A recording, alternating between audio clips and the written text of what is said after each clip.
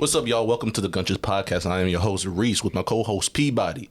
Right here, we got a special guest today, a guest that we haven't had for a little bit now, but he got some things to say, something get off his chest. We got Jordan 7 in the house. What's up, Jordan? What's up, you bad motherfuckers out there?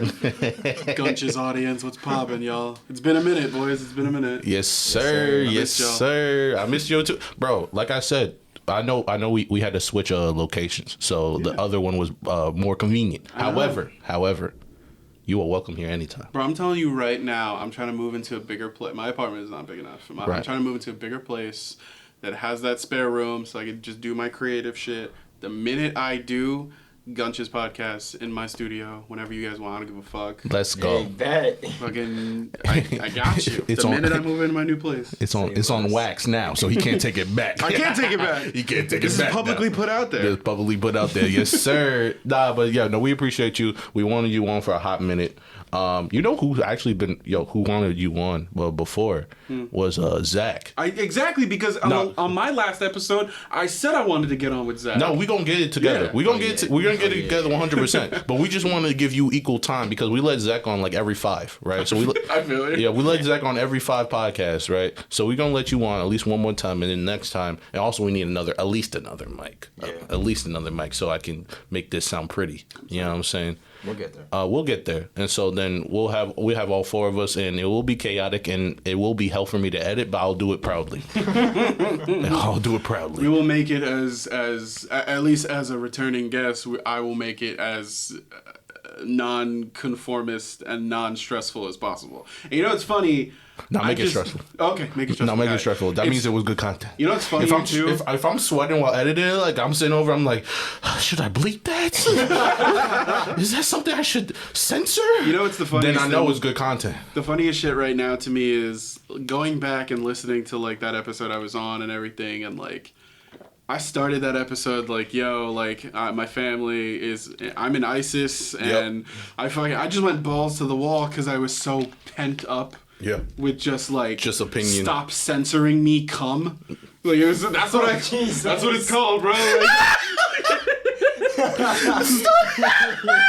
That's what I'm saying. You ever just get like pent up and you just need like your girl, your fuck buddy, or whatever. You're just like, oh, dude, I need milk. And it's like, nah. I need to get milk. Yeah, you never heard that before? Yo, bro. You got a whole freaking gallon case from shop. I'm telling you right now, every appearance of every podcast I've ever been on, I don't get to talk like this. Bro, he said, bro, I need to get milked. Like a fucking cow.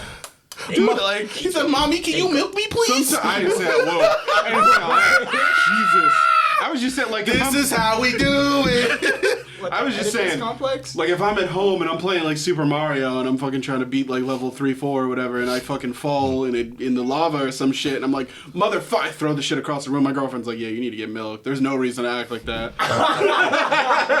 Yeah. Damn, bro. You don't usually react like that. And I'm like, yeah, you're right, babe. Girls see guys play Call of Duty. Oh, my God. Yo, you need to get milked. Oh, my God. Bro. You've never heard that before? Dog, not so, like, casually. What's your porn consumption, bro? None. Zero. I don't watch porn. Damn, dude. You're the one I gotta fucking talk to. Whoa, half the game. I've stopped. It's been a while. That's a lie. Last time I watched it was yesterday. But before that, it was a while. Wait, has the game changed? The game has changed. Not that much. The terminology has changed. So Okay, because I'm not used to that one. I'm used to, the simple, come in me type, regular, like, that was my era, like. My era! Back in the day. Back in the day. You had a porn era, okay. Back when you could only watch 5 videos at a time? It was, as long as I did, it was a whole era, yes. It was 10 to 18. Yeah, 10 to 18. Times a day? Huh? Yes. No, like 4 or 5 times a day, honestly. I could never. Really? See, that's why I never feel like I am addicted, but like I still enjoy. I knew for a fact I was addicted. No, yeah, it was 4 or 5 times. No, I was 100% addicted. Every day, Even if I was, I would do it just because I was bored. Like even I wasn't even horny. I was just bored. But they say that you know you're addicted when it starts affecting like actual shit in your life, and it's never like even if I be horny as fuck, but I have a shoot to go to or some shit like that. If I have to work, fuck that shit. I need to work. I don't let jerking off get in my way. It was so bad. I never thought I was addicted. For me, it was so bad. I would schedule. I would schedule it. I've never scheduled. Oh yeah, I would schedule. On my off I'd be like, bro.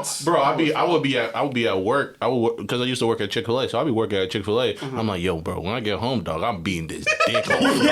Beating my dick. I would already be like, money. It was that one video too. I'm gonna go searching for that one. Exactly. You got a specific one. You like, I'm in the mood for this. Have you ever lost a video for like a year and then came back on that shit and you were like, yeah, it was years. I remember. It was years. I remember that. I remember it was so bad. I went to like page 10. I said, "Damn, they really got rid of it." Yeah. I just gotta find something. Dude, that's the thing. That's what happened. That's the thing. I never gave up on page 10. I will go further. I remember one time. I remember. I found it on page 87. It was page 87. 87. It was page 80. So you went through 1 through 87? Dude, I've never done. See, that's why I don't feel like I'm addicted. I've never. See, that's the thing. Nigga, I was like a detective trying to figure out a case, bro. I was going through the files, bro. I was going through the files. I was like combing it. I was like, it must be solved. It was like, I remember it. I remember the thumbnail in my head. I remember that. That's exactly what it is. It's right here, right there. Okay. And we going through. I was like, no, that's not it. Nope. That's the same girl, but not the same video. You know what I'm saying? Like it was just like. See, and that's the shit that happened with Pornhub, is now a lot of the favorite video, a lot of like the good videos and shit like that are gone because they had to update their fucking terms of service because of the underage fucking porn shit. So now the only video... uncomfortable.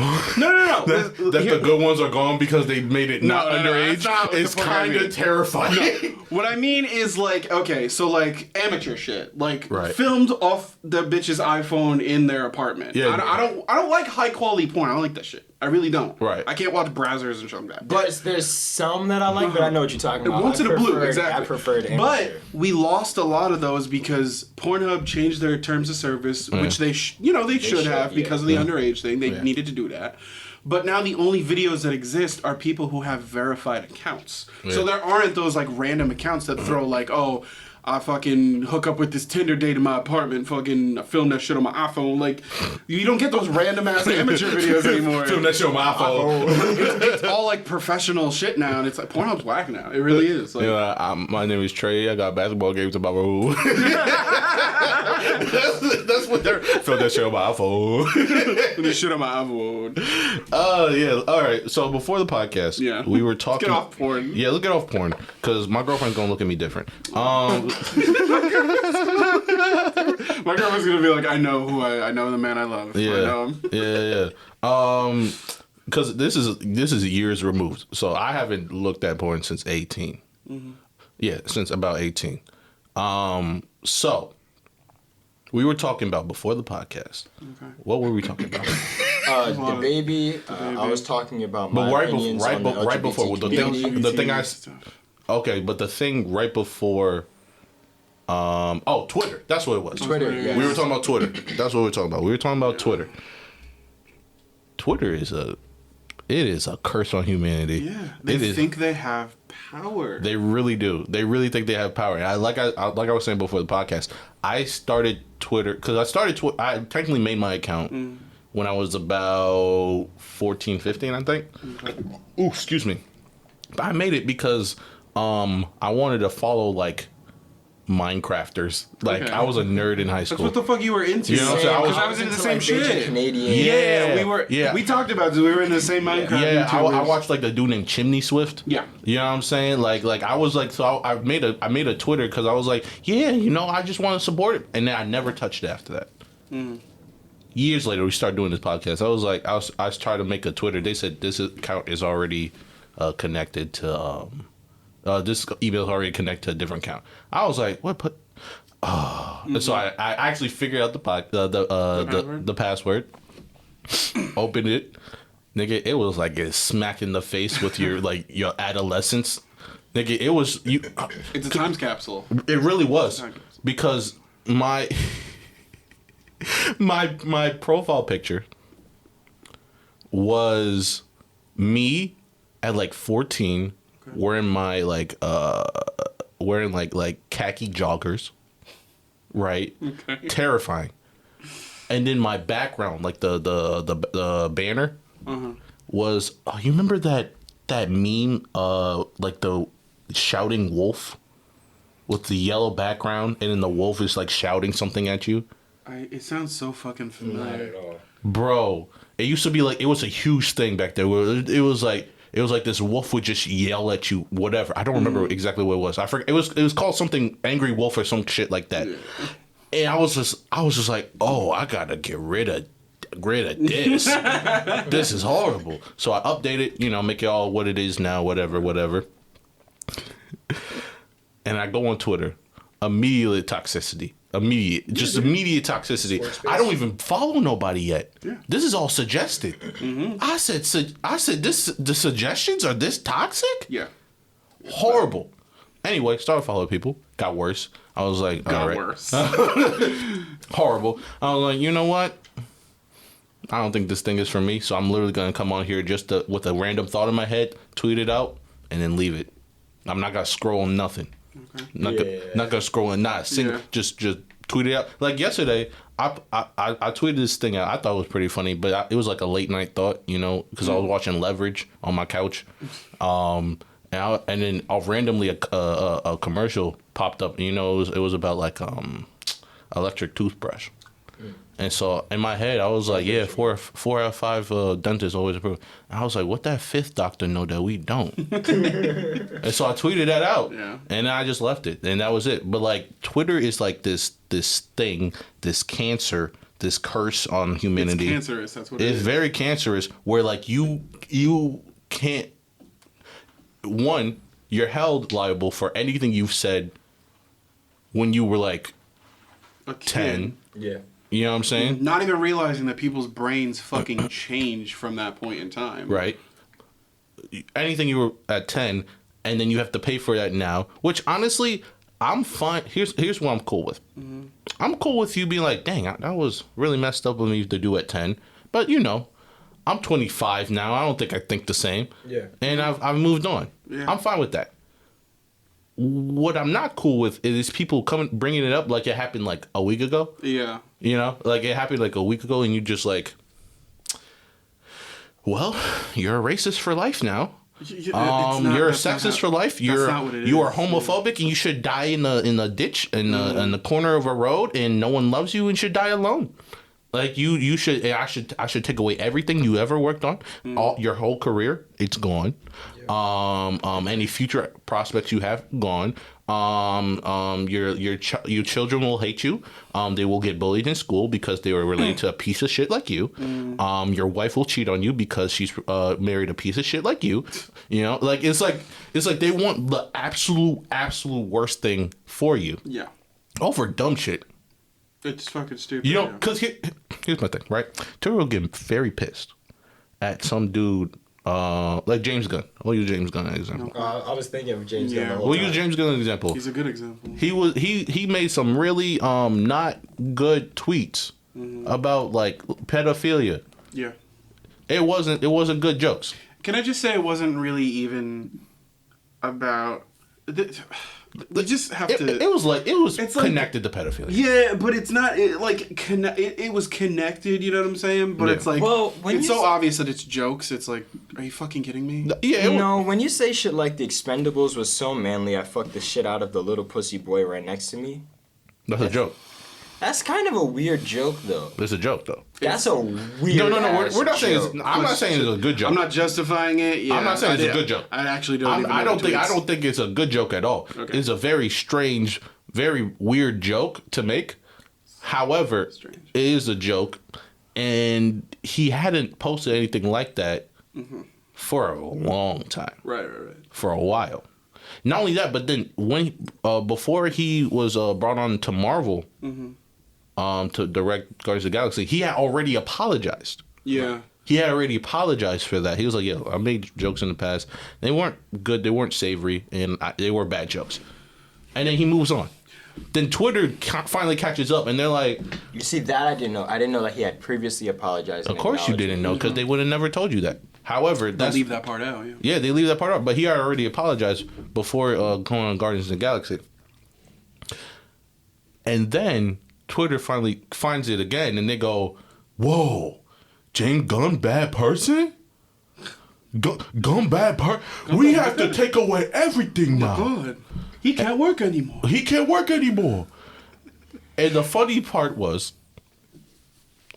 for our friend, for Zach's birthday, shout out to ZBD the comic. For Zach's birthday, we go see The Suicide Squad, directed by the James Gunn. That shit is smack. And that shit was fantastic. That shit is smack, bro. See, You know what, Petrus? Also, I came home and I thought about it. I was like, wow, that was a Warner movie, huh?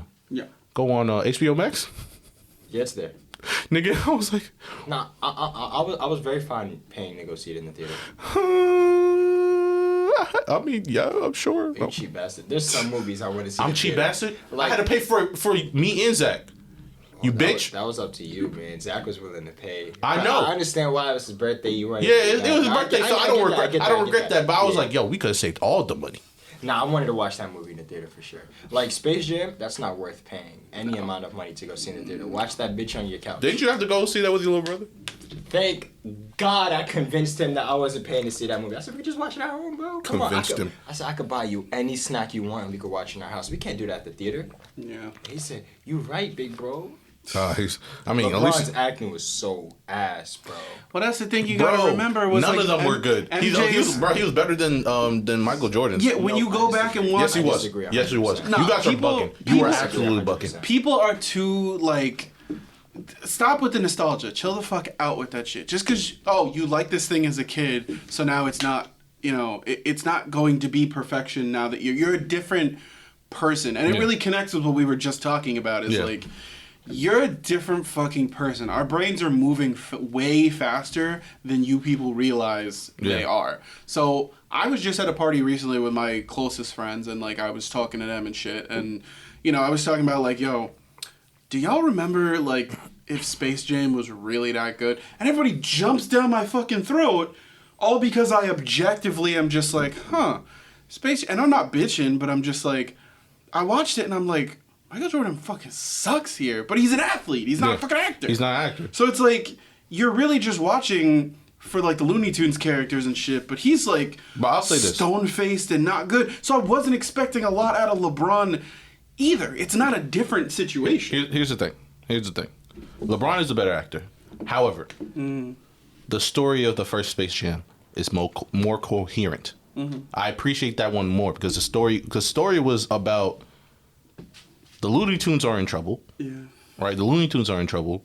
And so they need help. So they bring in the savior, the greatest basketball player to ever live, Michael fucking Jeffrey Jordan. Yep. You know what I'm saying? Exactly. That's the story. And they stuck to that. And they stuck to that. Yeah. And they're like, hey, is our game going to be wacky because we're cartoon characters? 100%. Yeah. 100%. However, it's going to be rooted in the game of basketball. Mm-hmm. On the other hand, LeBron's was, I'm in trouble. I need to get some help. He's not portrayed. I mean, he's a great basketball player, obviously, but he's not portrayed as this dominant figure that would change the course of the game. He needs the Looney Tunes help, and the Looney Tunes need his help because they don't want to be deleted.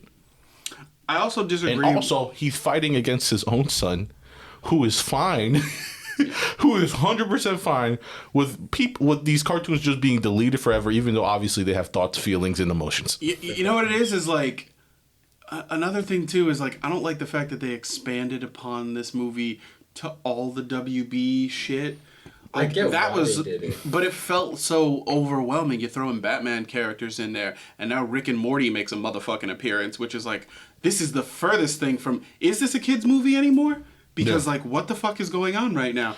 And I mean, I would agree. I think it's still a kids movie because I think kids watch that. No, it is. It is. Don't get me wrong.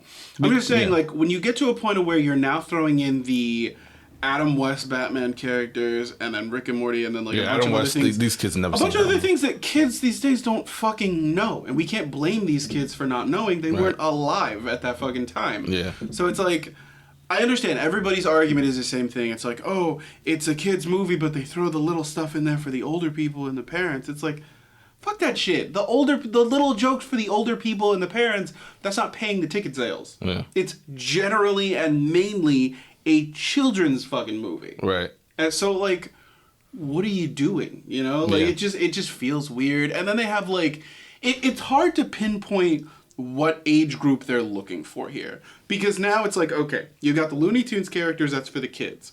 Then you have all these, like, references to fucking shit that existed years ago. And then they make jokes about, like, you know there was a Big Chungus cameo? And I was just like, what the who is that for? Like, because the only people who, like, find that funny unironically are, like, I guess teens who have their own meme pages on Instagram. It's like, what exactly, who's that for? Who's your demographic right now? You know? Like, I feel like movies are trying to cater to so many fucking people now. It's like, pick a lane and just drive in that lane. It's like we were talking about earlier, this whole cancel culture shit. Yeah, you know, it goes back to that, because let's get back on point, because that was, like, what we were talking about originally, is, like, you gotta understand two things. Number one, if you have a Twitter account, you have no fucking power. Sit the fuck down and shut the fuck up. Just shut the fuck up. Well, that's the thing. Is that true? If it works. Well, that's like the whole argument of like power, strength in numbers and shit like that. Well, that's kind of my point. Is like anybody. The thing that Twitter has done, which whether it's good or bad, the thing it has done is have brought these people who previously we had put separate, we had separated ourselves with, because they're like, oh, they're these celebrities, they're these politicians, they're these people that we don't get to interact with on a daily basis. Okay. And you know, and before we were fine with that, we were like, wow, those people, their lives must be whatever. Now they're right there next to us. Okay. I can tweet out to somebody, to a celebrity right now, and there's a very good possibility that they will respond. They could, or at the very least read it. At least they see it. Let me say this shit right now, because I've said this before on other shows. The great comedian, I loved him so much, he passed away, Patrice O'Neal. I love Patrice O'Neal. Love Patrice O'Neal. Patrice O'Neal is one of the greatest. He's one of the greatest. One of the greatest comedians. I listened to a lot of his radio appearances on Opie and Anthony years ago. The Black Phillip Show, yes. Black Phillip Show, yeah. Oh my God, I loved him. And he once said, it was the most genius shit I've ever heard in my life, Twitter fucked up the idea that celebrities were better than you. Because now they're like a stone's throw away from us. And we're talking actual celebrities in movie, music, Will Smith, artists. like top level, The Rock. We're not even discussing right now the fucking slew of white boy YouTubers fucking playing video games and Let's Players and streamers and shit like that now. It's a white boy summer. And now they just think that this is like, you know, that they're close to these people and they're friends with these people and they interact with them in such a big way that like the word celebrity now is even fucked up. Yeah. It's fucked up. Yeah. So I don't even, you know, get off the idea that if somebody does something, obviously it's like catch them. You know what I'm saying? But if someone does something to offend you personally, does not mean that they need to lose their job forever. That's not what that means at all. For me, this is my problem of, especially the way this, I guess, cancel culture kind of started. Cancel culture started because it was about catching people who historically had too much power and they abused said power and they were abusing said power. Legitimately did something wrong. Like legitimately were abusing power, and it was a way of catching them and bringing that to light and forcing the people to see that, forcing the media to see that, so they would have to pay said consequences. Right. Now it's about any Joe Schmo said, oh, black people stink when they were in 8th grade. Yeah. And then boom, their life is gone. And some people be like, that's something to lose your job for. I would be like, well, I mean, listen, I've said some really, really fucked up things. Oh yeah. About everybody. Yeah, exactly. Everybody. Mm-hmm. When I say everybody, I mean you can I mean like you can name a race right now and I've probably disrespected their grandmother personally. Mm-hmm. You know what I'm saying? Mm-hmm. Like it's like I've said, but that doesn't mean Just because I said that, and I was smart enough to know that once you put it on the internet, it lives forever, and I didn't say it on the internet. Yeah. Since I was smart enough to do that, I don't lose my.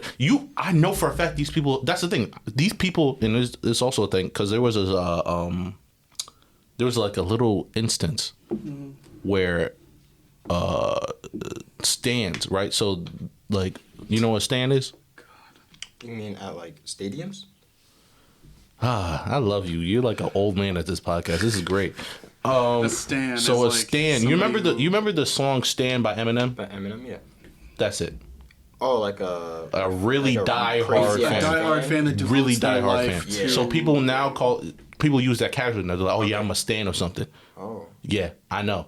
Anyway, so these Minecrafters, right? Minecraft came back in a big way. It did. It refuses Really, to die. it refused, but it came back like it's a big like these new Minecrafters. They have stands for real.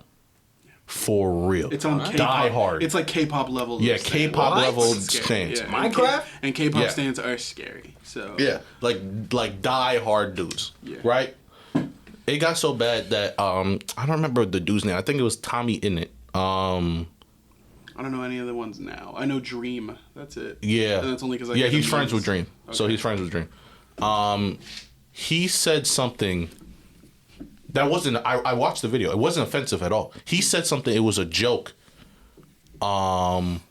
Where he was like, someone in the chat was like, "Oh, are you a lesbian?" Right? And he was like, "Well, I like women. Does that mean I'm a lesbian?"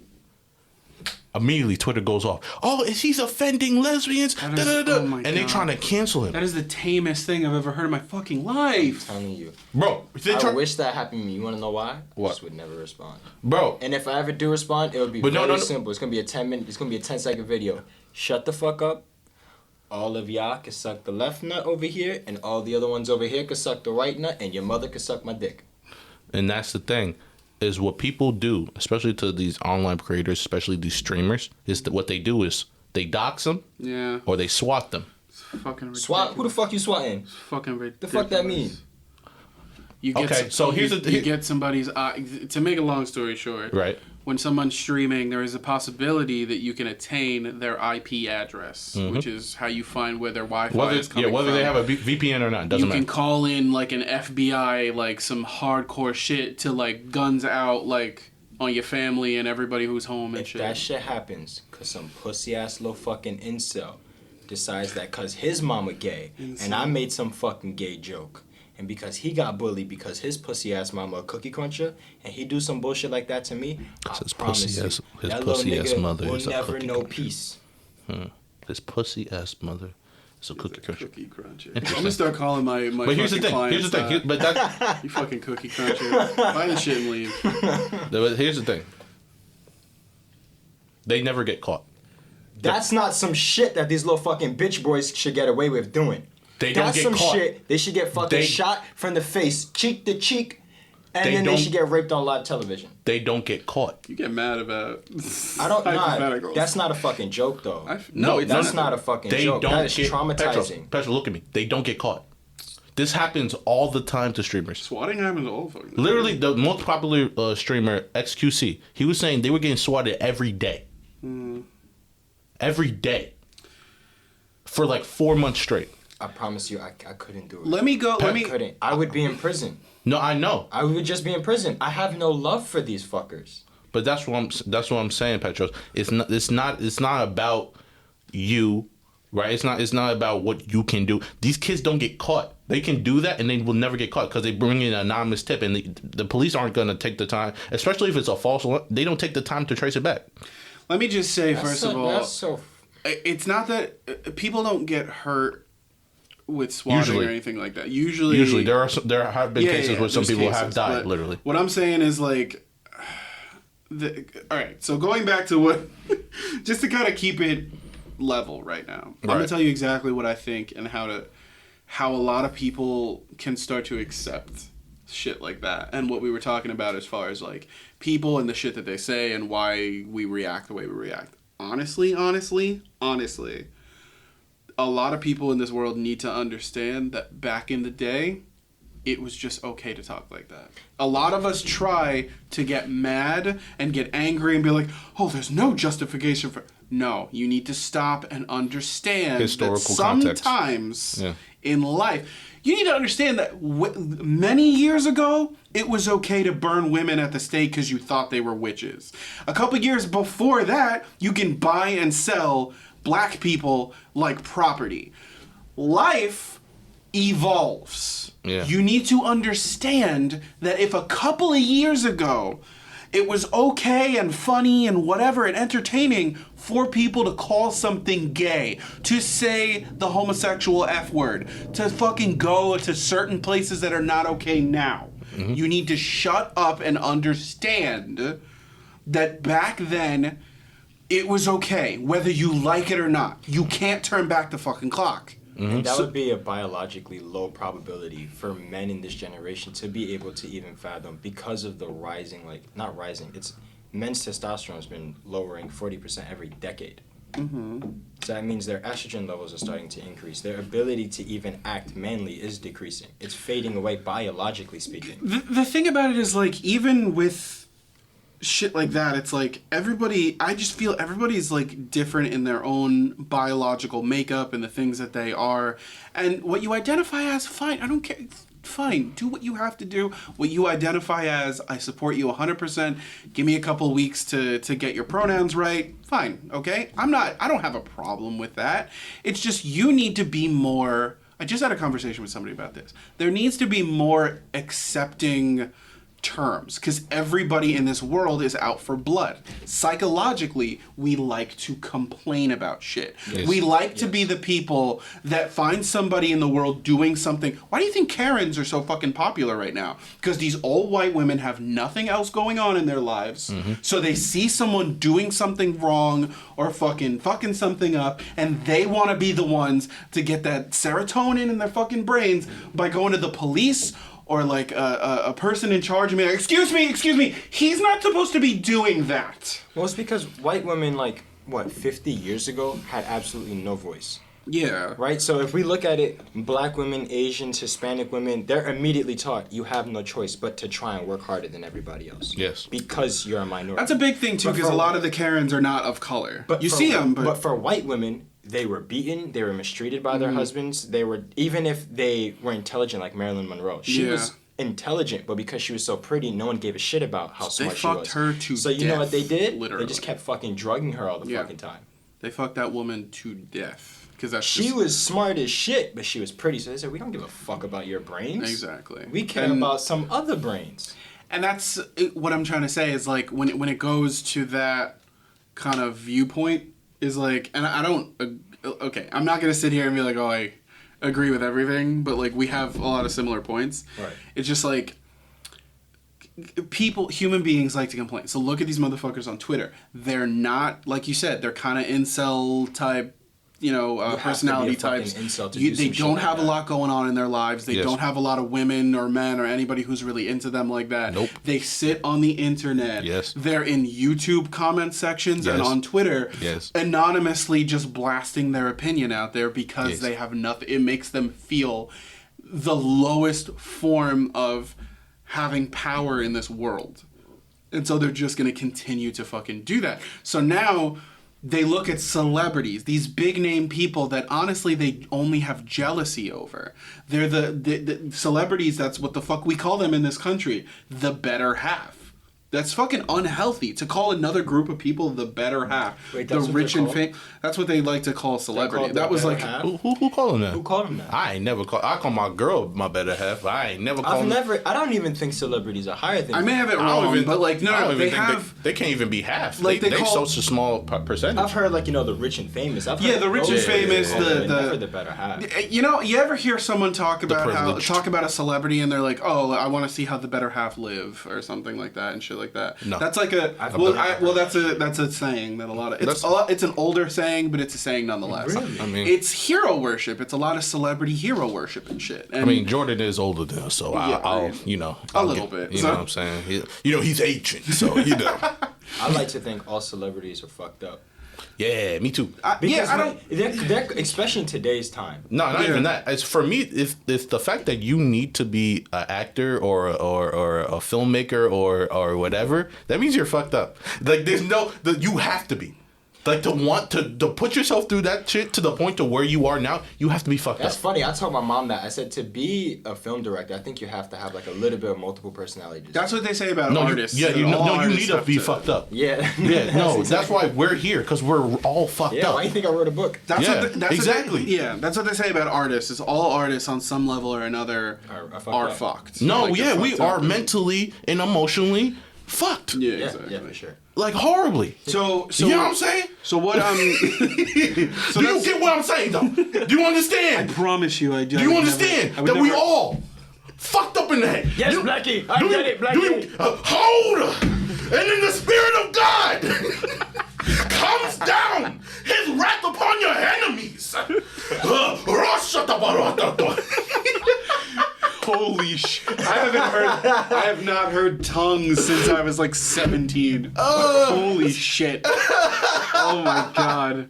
You know what I'd love to do with you guys? I'd love to sit down with you guys and watch Black Dynamite. I love Black Dynamite. Fucking good movie. Wait, the cartoon or the movie? The movie. We can do both. The movie is what I'm talking about. The movie though. Oh my god. We have to do the movie. I do that shit if I walked in the room.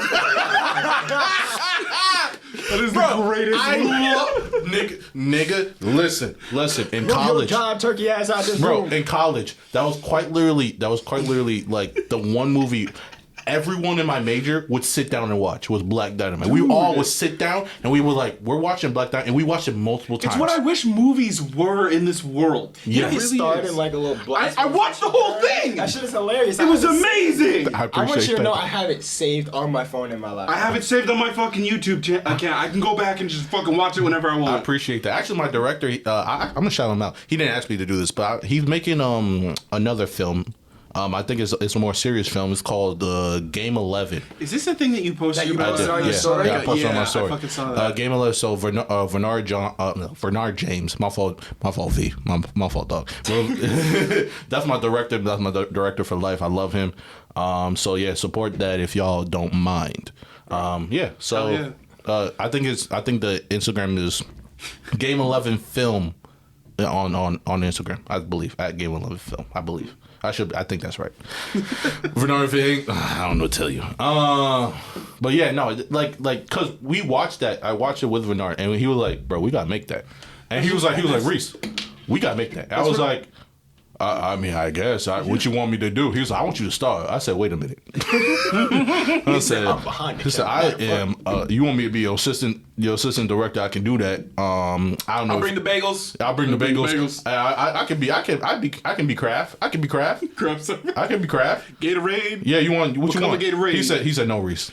You need to be a star because there's not a lot of us out here, and you're the only one who's big enough to do it. That's great. And I was like, I'm looking at this point. I was starting to look a little bit chubby. Hey man, drink the Kool-Aid. I did, and that's why I started looking chubby. And so I did it, and it was really fun.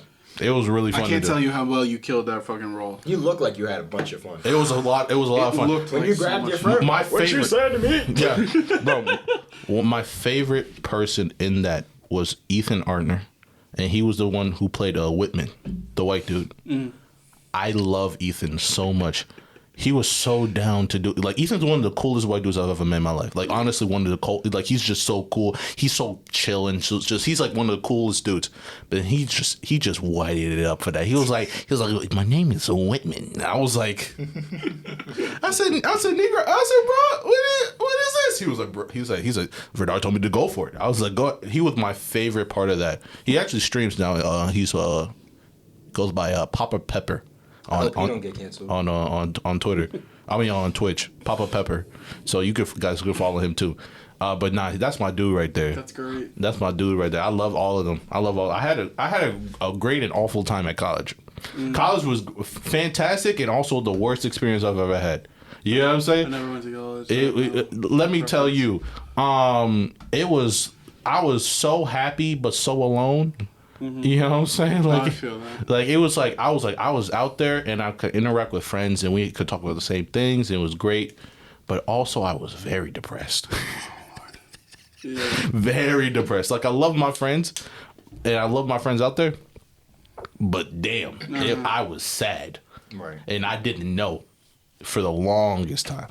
And that was the worst part, was being sad and not knowing. You know, just acting, I'm thinking, oh yeah, no, this is just college. Which it is. You know what? That's actually funny that you say that, because I'm actually entering this huge ass contest, and my topic is mental health amongst black people. Mm-hmm. Because it's something we don't talk about. Like, when we're angry, Yes.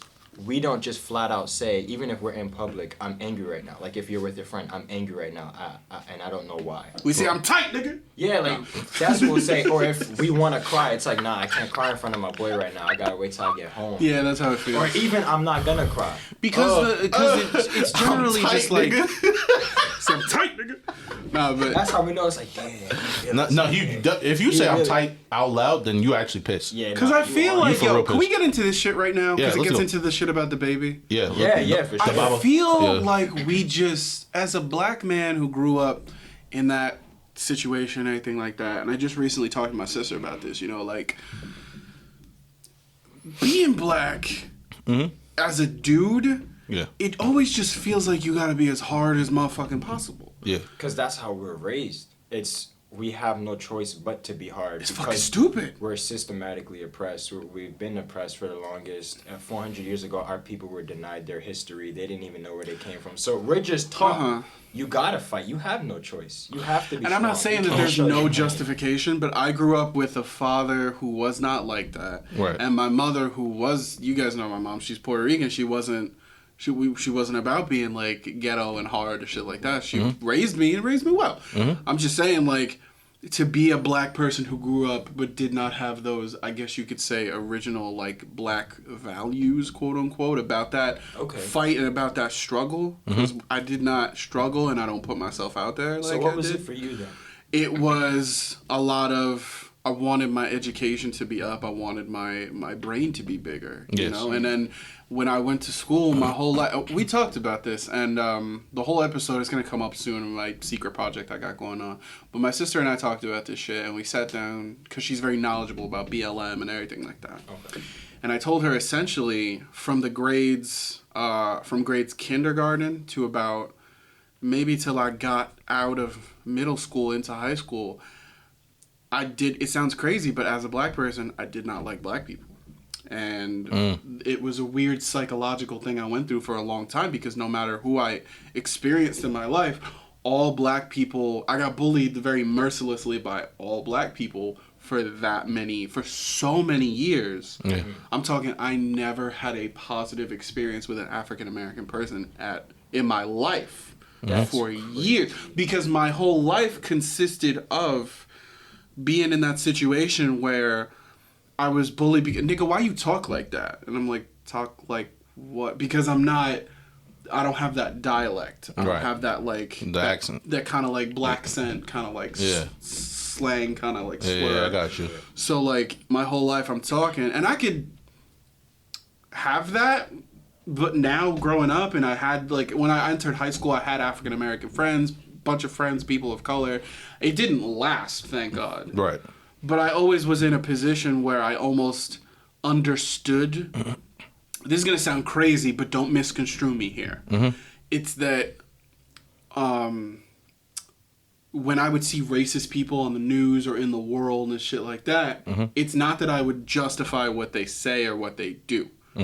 But there was a level of relation and understanding, and it was fucking weird. I felt like I was an inside agent into racism. Because I was a black man that was self-loathing for a hot minute. For that many years of my life as a kid, growing up. I knew I had friends who had racist parents and racist step-parents. Right. And when I visited their houses and shit like that, they loved me. Because I was just, I was a little black boy. You were but one they of the didn't good see ones. it that way. I was, quote, one of the good ones. Yeah. Exactly. Yeah. I wasn't, the way that they misconstrued black people to be. So moving forward, I met legitimate racist people, like Confederate flags and all, and shook hands and ate at the table with these motherfuckers. Because conducted myself a different kind of way. And I'm not saying I'm better than how black people conduct themselves. That's not what I'm fucking saying. Yeah. But there was a difference, and there was a dislike of how they were in accordance to me just, oh, hello, how are you? I was never, like, you know, I didn't have that racial kind of twang to my voice or anything like that. I have a question for you. Yeah. Sorry to cut you off. No, yeah. Growing up, did you, because I know you mentioned something with self-loathing. Yeah. Did that transfer onto you? Did you ever start to think, why was I born black? Did you ever start to hate yourself in that way? No, when I say self-loathing, I think it was more me disliking the culture, black community that I was put into in this world. Okay, because I know that's a problem for a lot of there's a lot women. of that's what self-loathing, the real definition of self-loathing, so I shouldn't use that word.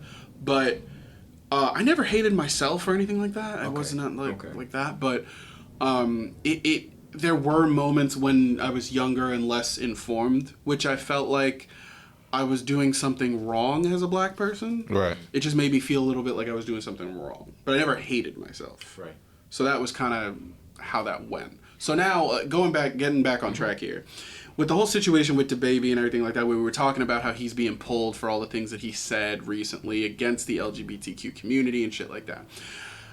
A lot of people feel like the world is really fucking soft and he shouldn't be getting fucking creamed the way he is. Like, he's just getting pummeled with just being taken off of, like, everything. Everything. Yeah. And a lot of people are saying that it's justified. Other people are saying, oh, they're just pulling him off for the ticket sales, which that's absolutely true. I'm not. I mean, it's always business. It's always business. It's always business. I'm on the fence. I'm on both sides. On one hand, I feel like there is a tad bit of an over-exaggeration. On the other hand, the reason why I just brought this up and talked about all this with you guys is because I feel like, and Kanye West, of all people, in a really old interview, he said it beautifully. I know you know what I'm talking about.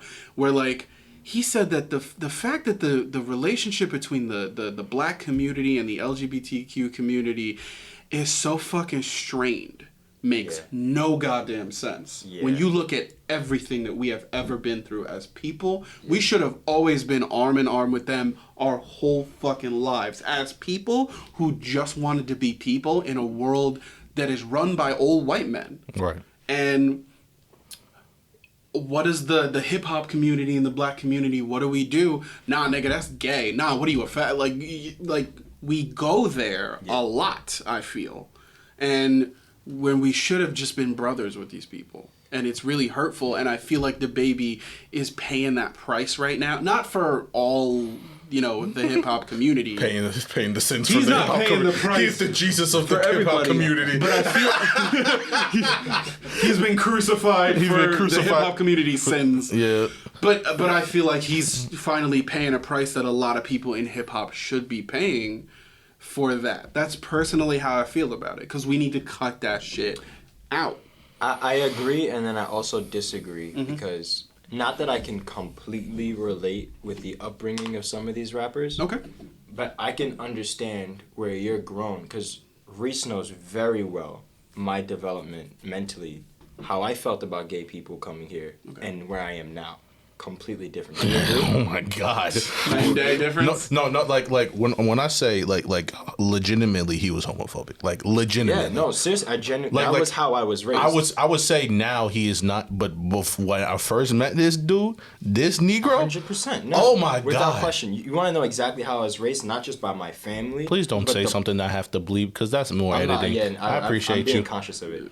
But also, where I was raised in New York at that time. Bro, I get so scared when this nigga starts talking, bro. I get so scared. Go ahead. I was genuinely raised, like, if you're gay, don't even be close to me. Mm-hmm. That's where it was. It was, we don't mess with You can't hang out with gay people, Ralphie. That's how you get the gay. Not no, legitimately. No, I'm serious. Yeah, no, I know. We're in the part of Brooklyn where we grew up. If you were gay, you would either get beat up in the streets. You would get beat up in school. You was going to get bullied. Nobody's going to affiliate you. You're going to be excommunicated. That's exactly how it was. Yeah. We didn't mess with gay people. Mm-hmm.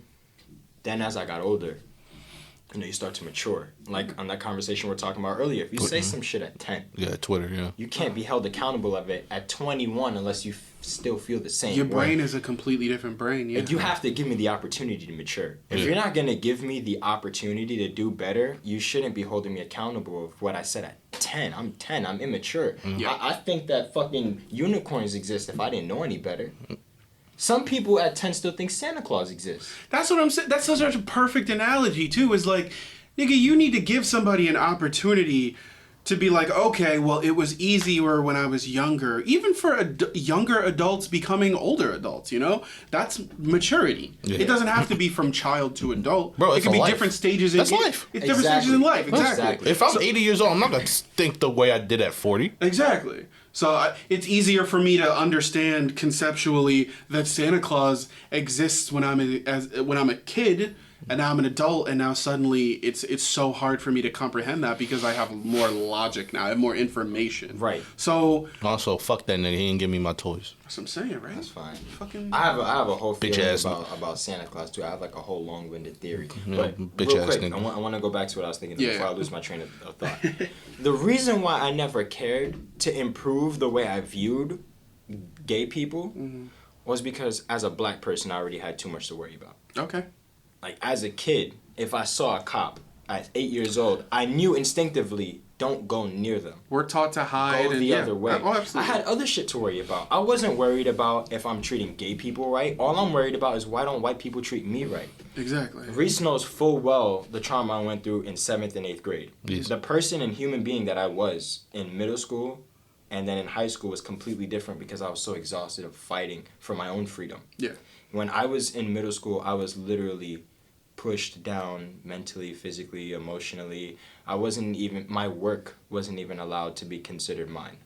Everything that I did artistically, I wasn't even allowed to have merit with it. Mm-hmm. They robbed me of who I was as a person. So it destroyed me. And I already grew up with the notion that white people were evil. Yeah. So going into that middle school made it worse. To this day, I only have one white person. Not because I don't like white people, but I still have that trauma in my head. Yeah, exactly. There's a lot that goes into things on a psychological level, which is why you make these decisions. As long as you grow into a person who does not justify hate. And that's why I'm upset with what's going on with DaBaby. Yeah.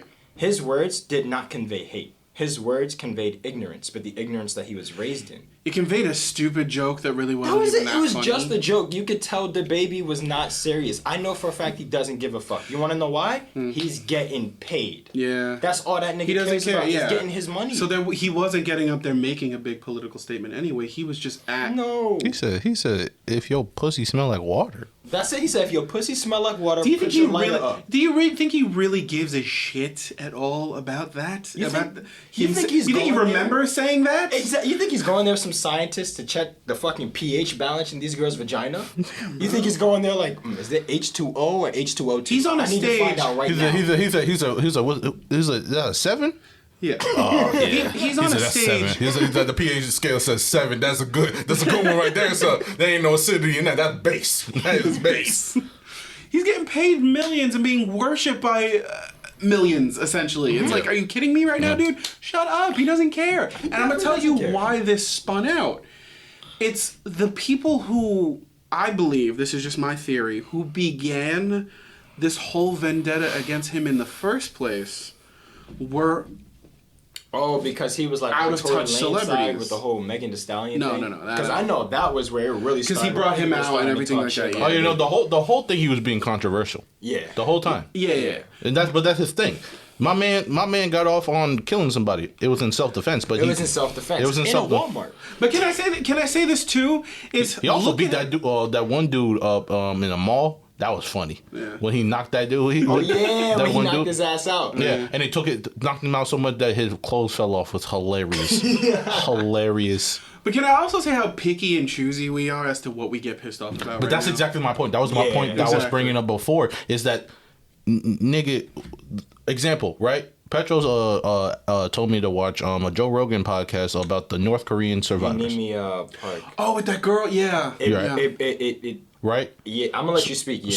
So right, I already knew a lot about it just because I had watched documentaries before and I had seen, and so like the Joe Rogan podcast didn't surprise me that much because I already heard about it. Yeah.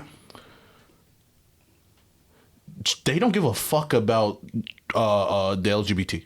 Yeah. They don't. No. They got You know other why? shit to worry about. Because they have to leave. surviving, yeah. They're surviving. You go to India and you go to those slums in India. They can't think about their sexuality. Yeah. They don't have time to think about it because all they're trying to do is survive. They like no matter what they're trying to survive, and then in their culture they're trying to pass on their genes so their kids can survive. Yeah. That's the only thing that they're focused on. And you know what I'm saying? Mm-hmm. So when we come to here, and we're so privileged in America, and we have so much we get to think of the more philosophical things. Yeah. Mm-hmm. We get to think about the things that we're like, okay, so what is it to be a human? What is it to be, what is it to be gay or trans, whatever? Exactly. We get to think about that because our lives, comparative to the whole world, isn't that hard. We have the Exactly. freedom. And when I say that, I don't mean that your life isn't difficult because you have your own struggles. That's not what I'm saying. What I'm saying is relative to the other countries in this world, whether it is in Africa, whether it is in Yemen, whether it is in North Korea, whether it is in I don't know, China, and especially with if you're a Chinese Muslim, because they have concentration camps in China right now. Exactly. Right now, right? Yeah. So it doesn't matter. I'm saying comparative to all those things, and that's happening to millions of people. Yeah. Millions and millions and millions of people, especially in China. That's like 100 million easy. It's like a whole third Like of the United States. you are privileged to even have the thought, oh, maybe I'm gay. That's privilege. Exactly. And you get to say that shit. You and get feel to- comfortable that you can say it. You get to can't. discover your Yeah, identity. like people might yell at you and people might try to hurt you or whatever. But there's the fact that you could actually go to like Atlanta Yes. and be fine. Yeah. That's privilege. Bro, these Arab Muslim territories that my girlfriend and her family are from, these fucking places. She says it all the time. Like, that's not a thing that they think about. And they know that, if you did come out as gay in those territories and stuff, you would be persecuted like a motherfucker. Yeah. But it's like the protests and fighting to be who you are and shit like that is not coming up as often as it does here, because they're fighting to not get bombed and to eat and to make sure that babies that are born around there are growing up away from all this fucking mortar shell fire and shit. That their eardrums are going to be fucking blown out by the time they're 2 years old. Yeah. And you're sitting in your fucking studio apartment, screaming about feminism and things like that. It's like, this is all things that do make sense, and you have I'm not knocking feminism, but you better understand how privileged you are that you get to fucking hop onto these forums and these websites and these social media platforms and talk about these things and not have to worry about anybody tracing your IP and bombing your fucking apartment. Yeah. Are you kidding me right now? Yeah. The second that these underground territories and these rebels and shit try to even talk about the things that's going on with them and the things that they're begging and pleading for fucking help in these countries. Cuba is going through their own fucking Auschwitz right now. Their leader is literally saying you only get 1 hour of internet and 1 hour of water a fucking day, bro. And you're fucking sitting in your New York apartment talking about feminism and canceling DaBaby. Go fuck yourself, bro. You should consider yourself absolutely privileged that you even get to open your motherfucking mouth and say anything right now. But I want to make it clear. I want to make it very clear. Yeah. You are allowed to fight for what you want to fight for. Of course. 100%, right? No, I know that's not what you're saying, but I'm going to clean it up. Just appreciate it. Yeah, but I'm going to clean it up. Yeah. You need to understand the context of the world. Because that's the thing about Americans is we're very insular with our attention. Oh, yeah. We pay attention to what's happening in America, and we're like, fuck the rest of the world. We are, yeah. Which we will pay the price for, and we're probably starting to pay the price for already. We're Because definitely heading in that direction. Yeah, Yes, we because are. since we don't pay attention to the rest of the world and we don't know anything about the rest of the world, then the rest of the world starts catching up in different ways and exceeding us in different ways, right? Anyway, my point is you need to understand the context of where you are and how privileged you are. Because here's the thing, I'm black in America, right? That's hard. I understand. It's difficult. However, I don't have it the worst. I know that. Absolutely. You know why? Because I'd rather be black in America than disabled and white. 100%. Easily. I wouldn't even be a thought in my brain. I'd rather be black in America than disabled and white. I'd rather be black in America than a female anywhere outside of America. I'd rather be black in America than a female anywhere. I am currently in love with a female disabled person. Yeah. Y'all know my girlfriend is disabled. Yeah. Do you understand that the day we get married, she loses benefits, she loses help because of something she was born with that she cannot control? Wait, I didn't know that. So if a disabled person gets married to someone who isn't disabled, they lose their benefits? Yes. Because they That's can a now, big fucking thing, yeah. since then why don't... This is another problem that I've actually known a lot of wealthy people, and they go, I don't get married. They go, I love the person I've been with for like 20 years. I go, why not? They go, marriage, what it was, is not what it is today. No, it's a fucking piece of paper and an expensive ceremony. Enough.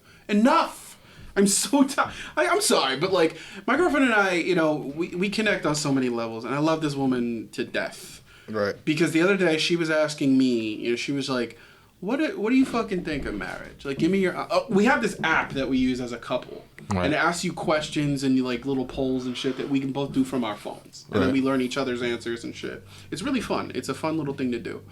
And one of the fucking questions that popped up was, what do you think of marriage? Mm-hmm. What do you honestly think of marriage? And she said, her answer was, it was a little more brief. It was just like, listen, I love you. It doesn't really matter. I don't think of it much. I want us to be legitimately married. But if, you know, circumstances happen that we don't, I still get to be with you forever.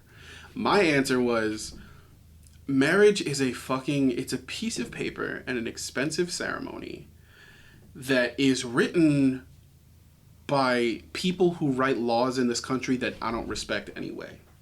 Yeah. So I don't give a fuck that you seem to think wholeheartedly somehow that I care about who's gonna fucking sign off on my marriage and who's going to, you know, and that may sound selfish to like the LGBT community and how they want to be married and recognized so badly, and I'm privileged enough to be able to get married and I don't believe in it. Mm-hmm. But the whole quote unquote institution of marriage and shit like that, man, I think we all need to start understanding that there's 7 billion people in the world, and dedicating yourself to only one of those people for the rest of your life is more difficult than it seems. Some people can do it. Some people don't want to do it. And that's okay.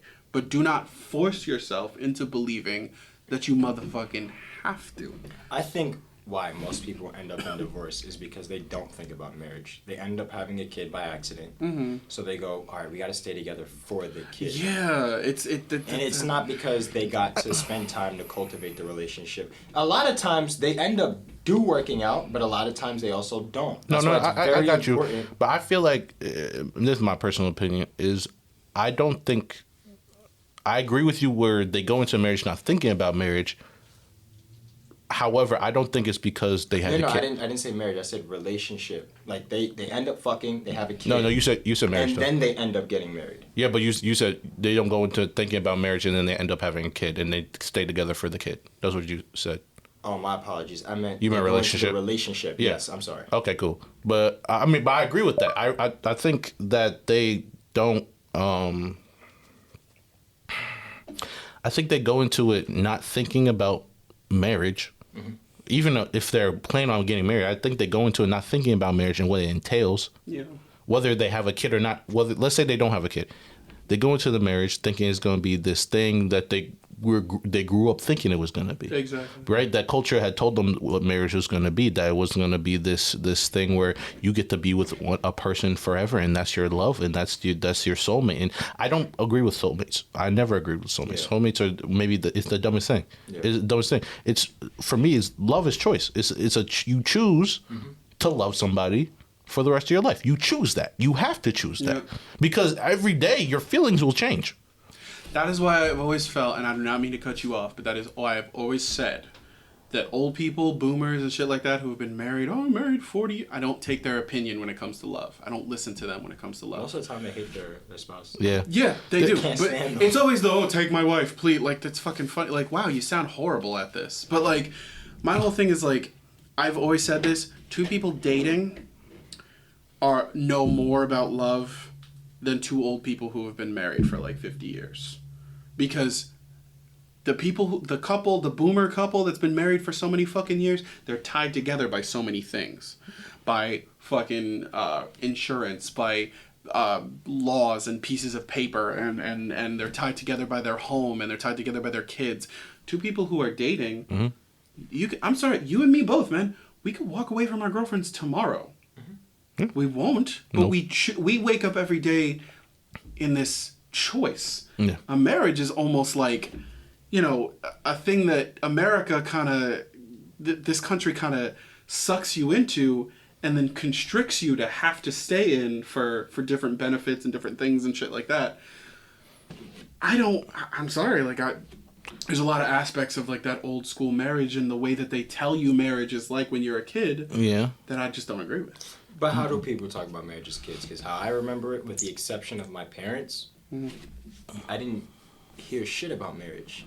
I just heard when you date somebody, you like them, you cultivate a relationship, you eventually get married. They don't tell you anything else than that. Yeah, but I know the origin of marriage, the whole purpose of having an assembly, a ceremony, it's not about, you need witnesses. The witnesses part is, so when times are fucking hard, because you're not inviting people from like 2 states away. Yeah. Most of the time how marriage was back in the days, you're inviting people specifically in your village so that they can hold you accountable. Mm-hmm. When you want to complain to somebody, it's like, hey, didn't 2 years ago you said for better or for worse, till death do us part? Isn't that what you said? Yeah. Didn't you say that in front of my kids or my kids? And they're looking at you guys as an example. Mm-hmm. That was what marriage was. It was to remind you of that choice. Because like you said, it is a fucking choice. Mm-hmm. There's a lot of times where I'm sure your girlfriend or your girlfriend gets you upset and you're like, I cannot stand her right now. But you're just like, I just can't stand her right now. I just need a couple minutes to breathe. Yes. Let the situation die, or just communicate 100%. Properly. Because that's what it is, miscommunication. 100%. A lot of the times, two people can either be saying the same 100%. Thing or completely different things. Number one because nobody's acknowledging 100%. What they're trying to say. 100%. That's the problem. Yes. People want to be acknowledged. 100%. If Reese says something and I say something, we could be saying 2 completely different things, but we'll keep going because I haven't acknowledged what he said yet. Mm-hmm. And he's probably feeling like I'm going against what he's saying. He's like, wait, but I don't understand. It's not opposition. You have yet to completely oppose me, but yet you still won't acknowledge me. Exactly. It's not opposition. It's just, it is what it is, you know? And that's the main point of why, and I think this is where our ideals kind of see eye to eye, is I just don't agree with, and this is the problem with like America and shit like that, I just don't agree with the fact that we fucking stand on tradition so much. I think that tradition in this country is what is fucking up this country. Well, what tradition? Think about this for an example. This is like a smaller kind of thing, right? When the pandemic first started, everything with COVID and blah, blah, blah, and they were talking about, our movie theater is going to close forever, or are we going to get back to, and like a lot of people believed like, if you're releasing the movies on like the streaming services and shit, then okay, we're fine.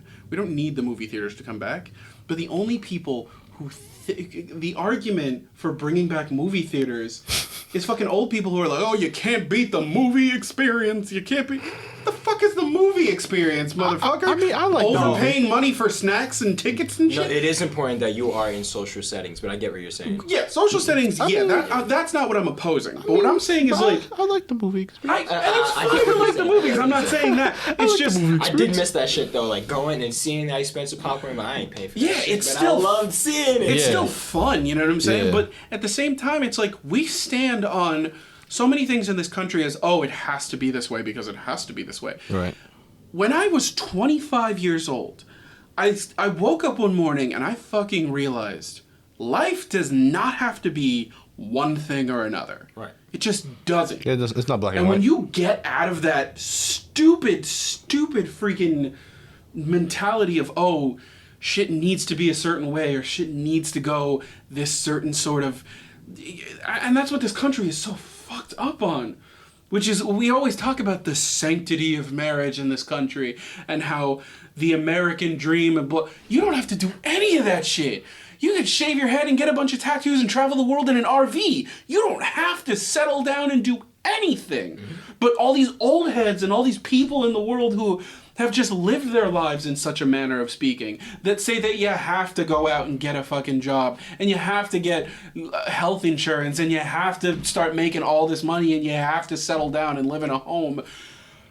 They don't even realize that we have now evolved to a point in time where none of these things you can survive not doing these things and be happy. But they tie happiness to the way that old white people have been living their lives for all this time. And I'm so tired of that. I think it's because... I think it's more complicated than that. I think it's because... It's not as black and white as that. No, yeah, but I think there's more factors in the sense of...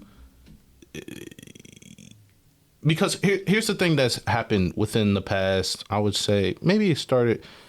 Because so many things happen, right? And they start off as good, and then they end up getting twisted and perverted and manipulated into this thing that, as humans always do, right? Yeah. I would say maybe it probably started in the 60s. This idea of individualism in America, where before people would do things for the collective, for the greater good of the collective, even if personally it didn't make them feel good, right? And that led to some problems. I'm not gonna say that a lot of mental health issues, like things like that. Yeah, it led to a lot of problems. However, here's the thing: there's no perfect ideology. Of course. It's not, That's especially when it comes to humans, because humans always take anything and they always go too far with it. Always. Yeah. That's why furries exist. Exactly. I'm kidding. I'm not. I know you're not. Bro, did you see that show on Netflix? Which one? The dating show where they fucking have like the way too specifically detailed makeup on. Yeah. I haven't seen it yet. I don't think I'm gonna. I don't think I'm going to either, but it's terrifying. I can't sit half an hour a show and watch that. Anyway, so this ideology of individualism, where as long as I'm doing what's good for me, then it's gonna be okay. Mm-hmm. I don't agree. I agree with, but only to a certain extent. Mm-hmm. People think, especially now, if I do something that I don't want to do, then that's a bad thing. I don't want to wake up and go to work, but that's not a bad thing for me to go to work. I got bills to pay. Yeah. Right? I got things to do. I got things that I want to pay for. I want to use that money so I can do things I want to do. So I have things I need to do, but not necessarily that I want to do. Yeah, I get that. Right? But when and that's individual. But when you multiply that by millions of people, right. Millions of people feel the same way. And they're like, I only want to do the things I want to do. And I don't want to do the things that I don't want to do. What you have is a society that will collapse on itself because there's no vision of the greater good. I agree. But here's the thing, right? So I agree with doing the things you want to do, but to a certain extent. Mm-hmm. Excuse me. Because, like, example, right? When you like, oh yeah, you can, shave your head, get tattoos, go on RV, travel the world, or whatever, right? Mm-hmm. I agree. Yeah, some people can do that, 100%. But if you multiply that by everyone doing that, we'll have no world. Exactly. We'll have no functional. There needs to be. Here's the thing. So what people don't understand is, it just like it is with the church. But people don't understand about the church is not everyone does the same function. Not everyone has the same thing, right? Mm-hmm. So if you're called the body of Christ, right? If someone's a hand and someone's a foot, I'm not grabbing shit with my feet. You know what I'm saying? Mm-hmm. And the same thing in you a nasty bastard that you think that you a nasty bitch. I was gonna say I grab shit with my feet all the time. I know. I saw the look on your face. You nasty bitch. That's why I didn't say that. All right. One person's a hand, the other person's a nutsack. You're not grabbing shit with your nutsack. I've never tried. That is disgusting. You work your Kegels, bro. If you could do that, if you legitimately grab shit with your nutsack, that is. Anyway, I see what you're saying, though. Right? So in the world, let's bring it just to the country. In this country, we need artists. Okay. We need them, 100%. We do. We need philosophers. We need We need people who work as garbage. Yeah, we need investors, right? Mm-hmm. We need construction workers. We need janitors. Yep. You know what I'm saying? There's all people who serve different functions, and we need the lower class. We need the middle class. We need comedians. We need the upper class because we do, right? This is a structure. But what people have been doing is, one, the middle class has been shrinking, right? So it's losing, and whenever the middle class has thrived, this is when the country has thrived. Statistically, historically, that's just true. Yeah. Whenever the middle class has thrived, the country has thrived. That means the lower class gets better and the upper class gets better. And that's just not this country. Huh? That's everywhere. civilization. That's everywhere, right? Yep. And so, but what we have is these people who are trying to be individuals, and they're spreading the individual ideology and trying to spread it to everybody. Well, not everyone needs to think like that, because when everyone thinks like that and they only do what they want to do because they want to do it whenever they want to do it, that's when you have a societal collapse. Okay. You know it's weird. Like, because I agree with you. I agree with you that tradition can be suffocating. Yeah. And I believe in America, we have the unique opportunity where, because of we can say whatever we want, and especially how we evolve, we can take different routes. Okay. And different routes can be built, right? Like, especially like with the cryptocurrency, like you know, people have been using, you know, like the internet has been a beautiful thing, and we can do different things like that. And so there could be a foundation, but there just needs to be a foundation that you can go off wild, where someone like you can go off wild on. But there needs to be a foundation.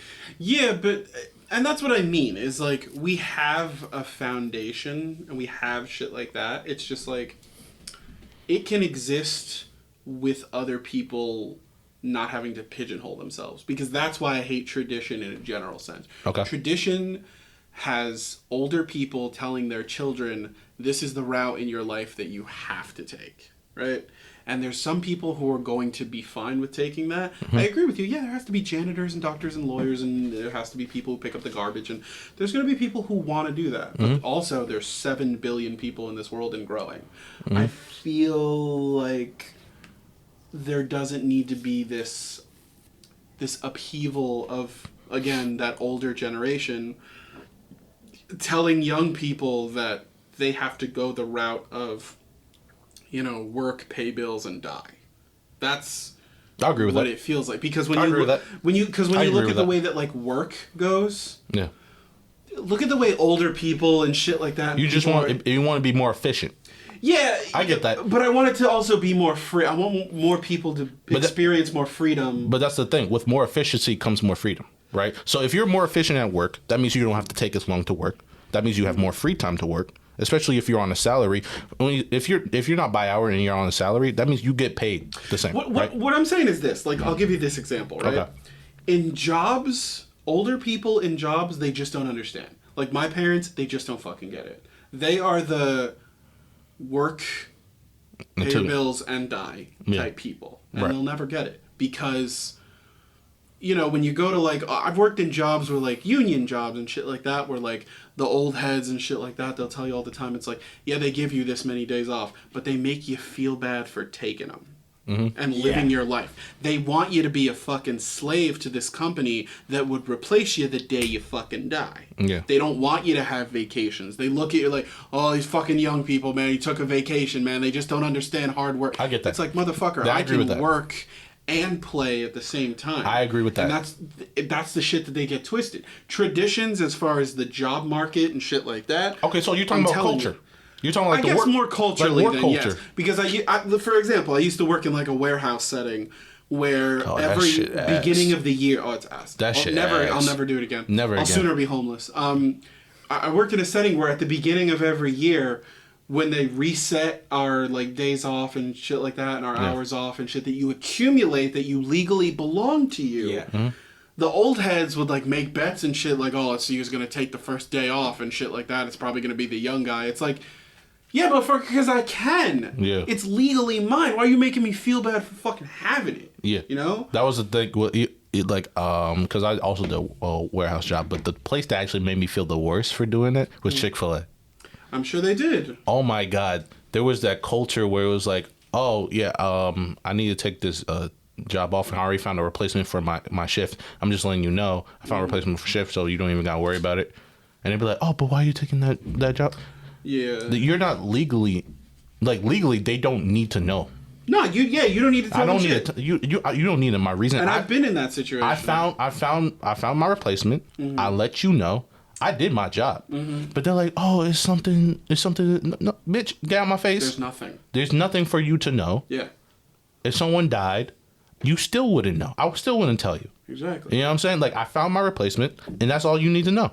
Like, but they would make you feel bad for taking that thing off. Like, oh, or on your days off, like you have it's your day off, and be like, hey, we really need help, and like really appreciate. And some people, they'd be mad pushy with it. All right, I'll see you. They'll call you, be like, hey, we need help. We'll see you in like an hour, right?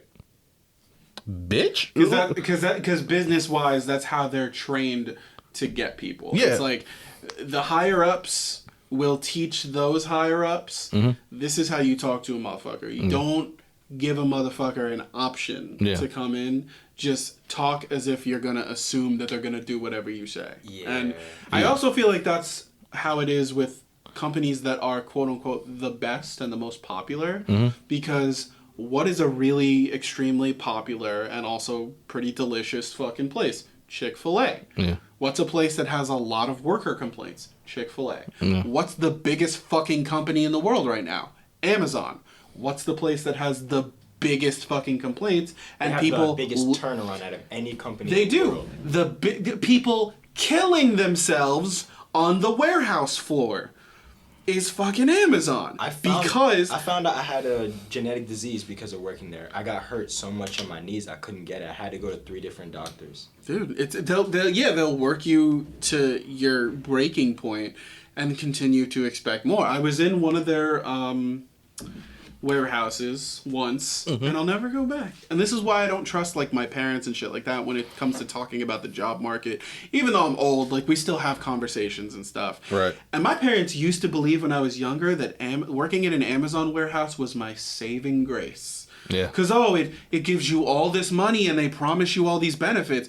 They have no motherfucking idea what the job market is, what it's like, and trying to explain it to them, they're boomers. You can't do it. I love my parents. I'm not shitting on them, but they'll never under fucking stand.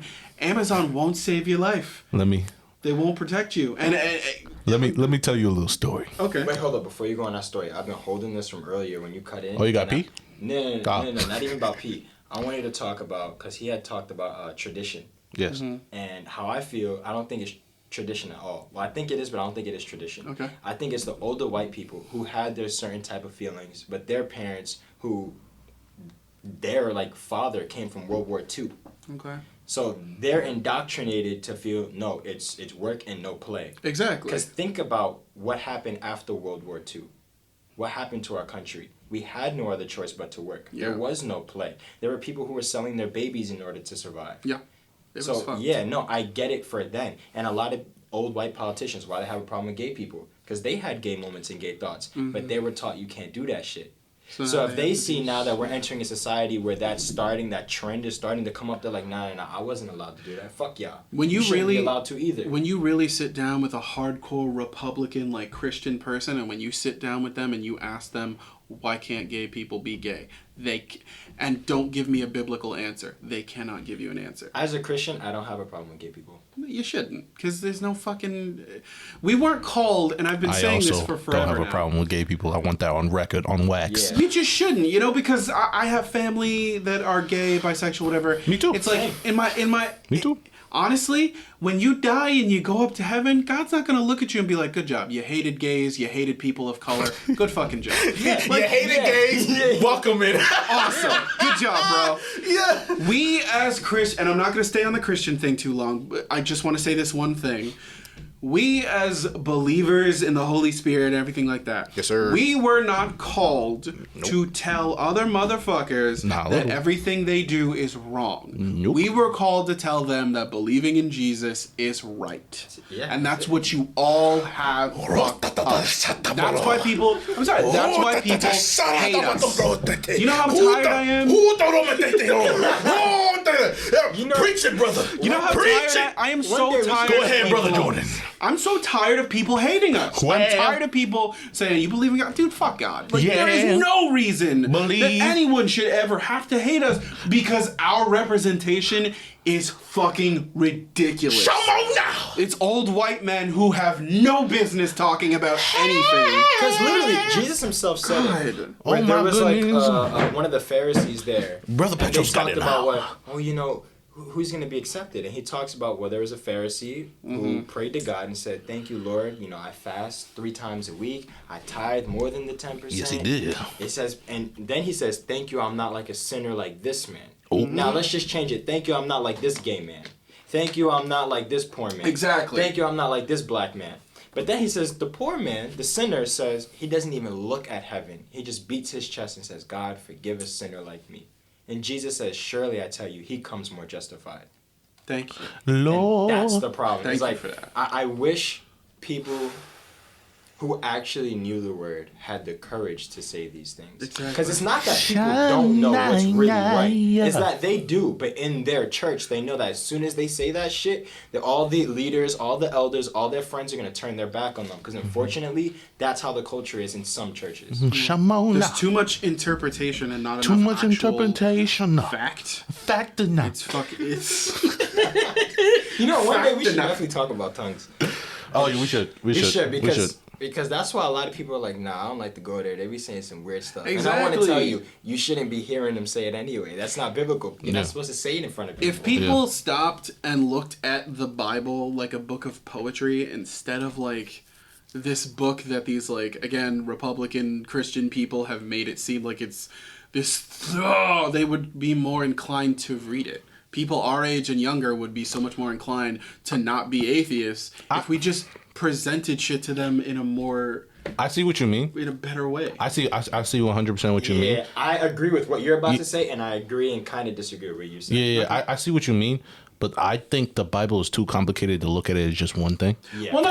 I know what you interpretation. I know what you Not mean. even interpretation. Jesus himself said, like, it hasn't been open for your eyes to even understand it yet. Yeah, it's like the Bible is so complicated just in the physical level, and if just in the physical level, it's so complicated just reading it, right? That's what I mean. Right? Yeah. However, but then you bring in spiritual and it's on a whole nother, like, it's so many layers. But that's what I'm talking about, is taking it in levels. If I sat down with a person who was like an atheist, but they were like a spiritual person, like they loved like the artistry of the world and what the world has to offer, Right. and I gave them the Bible, I'm like, start reading this as a book of poetry. That's the first level, right? Right.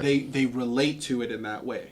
They can start seeing it as a piece of art. They can start seeing it as a thing that's beautiful and has a lot of metaphors for how to live your life and how to be a genuine human being in preparation for believing it. And then it grows from there, because that's what we were called to do, is we introduce people to the Lord himself, and then moving forward, he opens their heart to the possibilities of what else it could be. So when I say look at the Bible like a book of poetry, like one thing, I'm saying look at it as the starting point. The doorway, exactly. Gotcha. Understood. The starting point of what it will be. Understood. Honestly, that's the only reason why I know how to read and write is because of the Bible. Like that whole poetry book I released is in the form and fashion as a song. That's great. I wrote those The Incredible Mind of an Average Man is now on Amazon, so you can buy it right now. You can pick that shit up right now.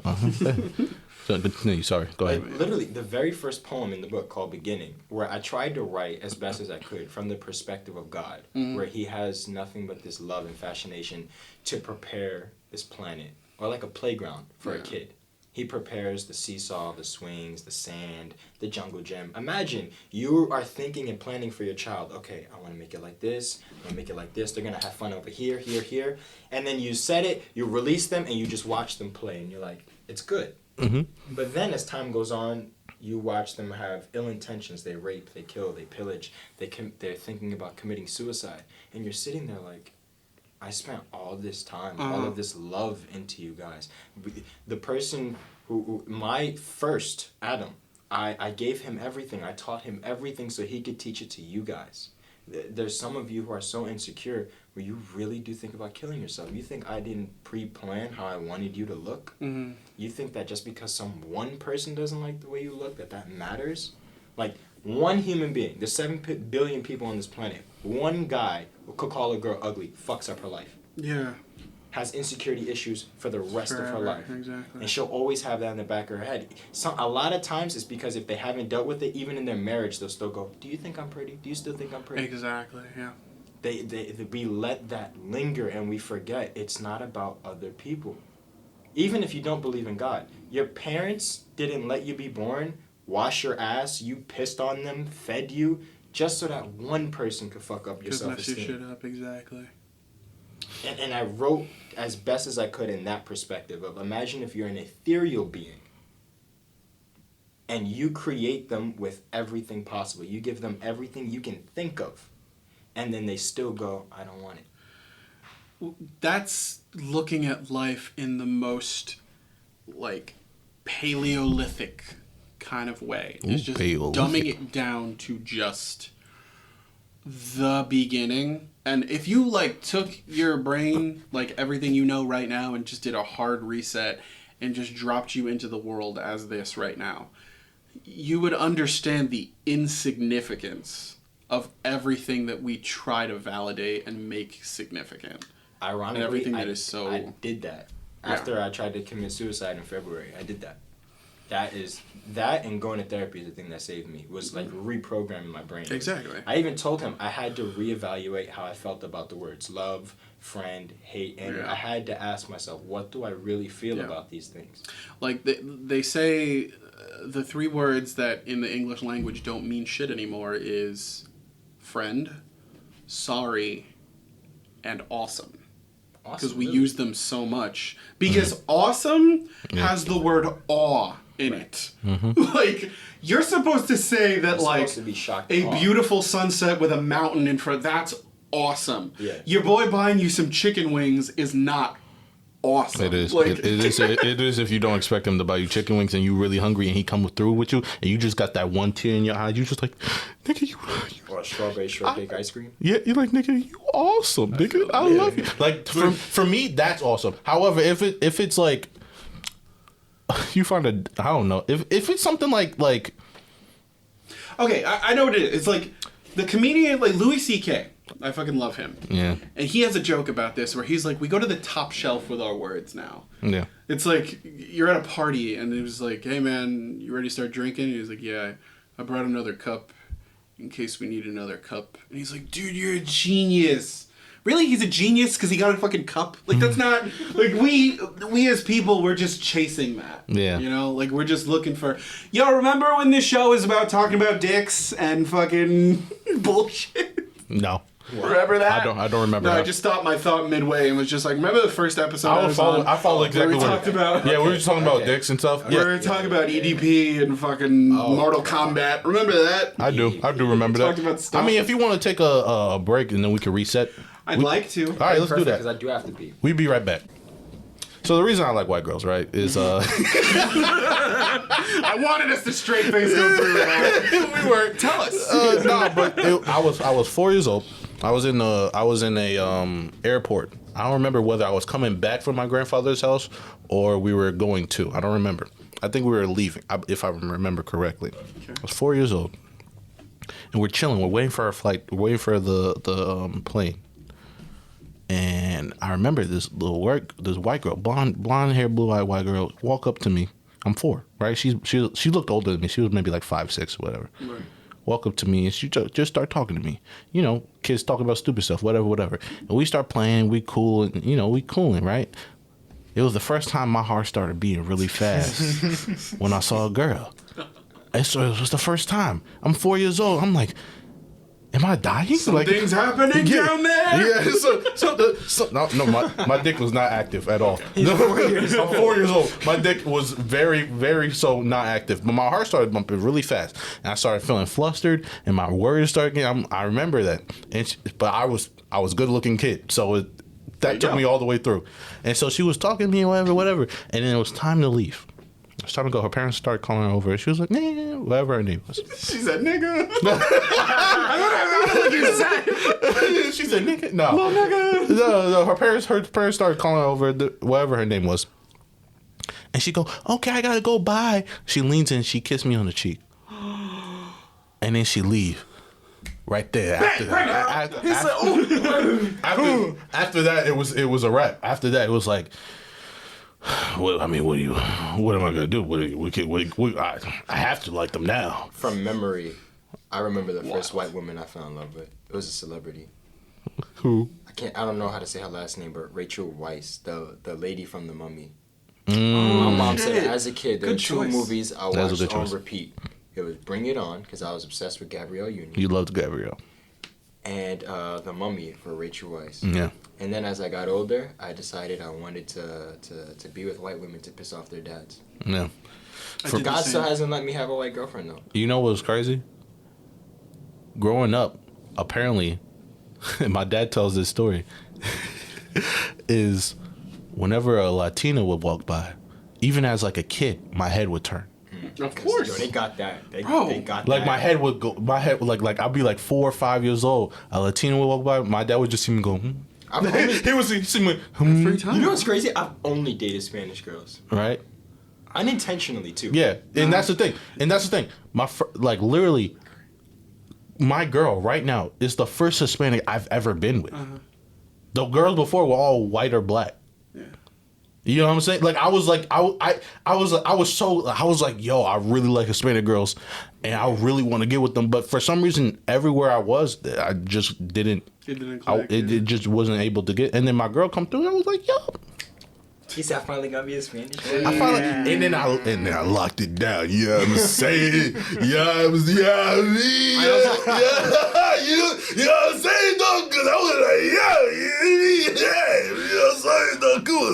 I also like that. From beyond I also like that that you did, and I'm really proud of you. But wait, what? And I've said this to her already. She's the whitest Spanish girl. 100%. 100%. That is a fact. 100%. Oh god. She don't like avocados. It's weird. What? She don't like avocados. She doesn't? No. She don't even like eggs, bro. Nah, she don't. I knew that. Yeah. We talked about that. Nah, but she don't like avocados. Yeah. I was like, how you Hispanic? You don't like avocados? That don't make no damn sense. She makes Guacamole? She makes up for it with that amazing credit score because she's very white passing. So That's a fact. what she lacks in avocado, she makes up with With her FICO score, With yeah. her FICO score. That they fact, yes sir. And I'm gonna bring over there that shit like- down. I'm Lisa's gonna like, bring I'm about that to bring shit that down. bitch I'm about to bring that shit down.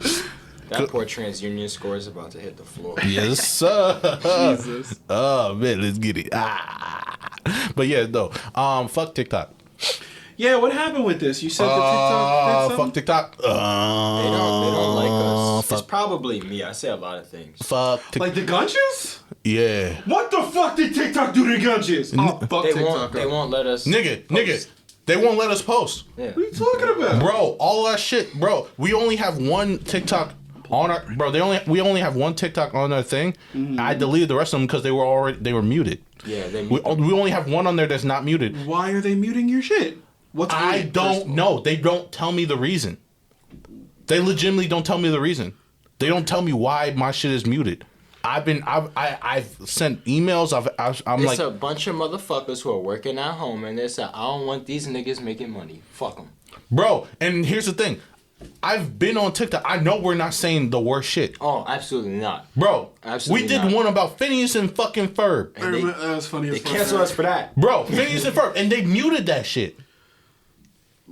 They muted it. I was Why? like, bro, I even did, even the newest one, I did a censor version of it. Okay. I even put beats just in case it was the curse. I didn't think it was because I've seen mad people cursing on there. But just in case. I've seen bitches half naked. I damn near saw actual vagina on TikTok. Yeah. And that's what I'm saying. So I just censored it just in case, re-uploaded it. They muted that shit again. They don't want to see me. Bro, winning. we're like They shadow wanna banned see on me in TikTok, bro. I entertainment. think so, because, like, what the fuck would be the point of, what's the problem with that? Bro, and it was like that since our first TikTok. As soon as I uploaded it, it was like, the content violation. I said, for what? For what? And I appealed it because they gave us the option to appeal it. So I appealed it. I was like, what is it? And they're, oh, my fault. Here you go. And it's back. But after that, it was already like too late because the traction is gone. The traction is gone. Yeah. And then I uploaded another one, and it was less inflammatory. It was just mad. It wasn't our best one, and they let that one slide because it was whatever. We do another one. That shit fuego. I know for like that shit good as a mug. they muted again. I'm like, yo, what is it about? Because Instagram loved that shit. Yeah, you got to stick with Instagram too, because they already came out and said they're moving towards video. Yeah, no, Instagram love ours. So, yeah. Like, Instagram be giving us mad love. But, like, I don't know, like, there's literally nothing that we upload on TikTok that's worse than anything else that pops up, that goes viral. Yeah. Things that got millions of likes on that thing. They don't want us to want They're weird about their shit, dude. Because, like, even then, it's like, it's very easy to become viral on TikTok too. I've noticed. Yeah. Like any other social media that I've like started, you got to work at that shit to get people on it. You know? With TikTok, like it's easy. My first one had like a couple hundred views, couple hundred likes, and I'm like, wow. I didn't think I was gonna do that well that quickly. Yeah. I think it's just a big fucking jumbled mess. Yeah. Because you also see people using like incorrect hashtags. So like they'll hashtag something that's viral, but it has nothing to do with the video, but just because it's the thing that's being hashtagged right now, it's like, and I don't know. I think TikTok is really weird in how they do things. You know, I would have been a Trump supporter if he got rid of it, but he didn't, so he fucking failed. Oh, I would have been a Trump supporter had he treated the Black Lives Matter movement better. And we knew he wasn't going to do it. It was literally, that was the only thing when come November time I said I'm not voting. Hey, I appreciate that, but fuck TikTok. I want to stay on this motherfucker. I don't care. Fine. I don't give a fuck about Trump. Yeah, that's fine. You know what I'm saying? Go back to TikTok. Yeah, fuck TikTok. I don't really like it. I do okay on it. I still don't really like it. Yeah, you can suck the back of my nuts. Sideways. Make sure you get the gooch. Cause I can't, bro. Listen, I'm telling you, it's just a bunch of fucking nerds that work at home, and they're sitting there like, I don't care. Oh nah, this nigga funny. He gonna make people want to join him. No, but I don't care, bro. I put too much work in that shit for it to be muted immediately. He does. I put too much. No, I literally see your editing, bro. I literally text him. I'll be like, I want you to know, I really do appreciate that. Bro, I spent hours on that shit, really pouring my heart into, and then they just delete that shit. They just hide that shit. And like, what was the last one was Zach? It was great. I loved that one. That was my favorite. That was my favorite one that I ever edited. And then Zach texted me. He's like, bro, they muted it. I'm like, for fucking what? I get so pissed off. Like, that shit irked the fuck. Like, I promise you, if I saw one of these motherfuckers in the street, I promise you. Hey, don't say that. You know what I mean? Just let it be a surprise. What? Let it be a surprise if you see where these little TikTok nigga, fuck you, nigga. Nah, nigga. Now let it be a surprise. Nah, ain't gonna be no motherfucker. I want you to know exactly what's coming your motherfucking way. Hey, allegedly. As somebody who allegedly, you know what I mean? Nah, allegedly. There's certain things we can say and certain things you're right. Allegedly, I will bust your ass. Allegedly, I will take your toes and pop them out the socket individually. Allegedly, I will take your fucking eyeballs and shove them up your nostrils. Allegedly. You know what I'm saying? That would hurt. Allegedly, I will take your fucking scrotum and use them as anal beads and shove them up your ass. Allegedly. I've seen that. You know, allegedly, you actually can detach someone's tongue. Like, you can rip it from here, and they'll still be alive and have them lick their own asshole, and they can taste it. Allegedly. I just wanted to talk about pop culture. I didn't. Allegedly. What's happening? I'm sorry. No. But that's a problem where the fuck pop culture is going. I think you should get rid of this TikTok. Give yourself like a week or two. Make a new one and see if the shadow banning is still in effect or anything. Yeah. Just see where it goes.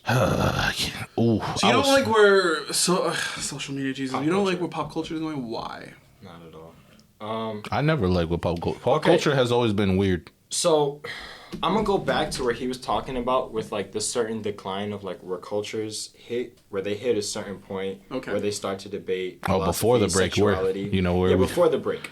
Mm-hmm. And then they start to hit the decline. Where we didn't want to get serious again, but here we go. All right, here we go. Because this kind of like ties into that. Here we go. All right. I thought we were gonna be jokey for the rest of it, but I guess we can't have fun. Once they started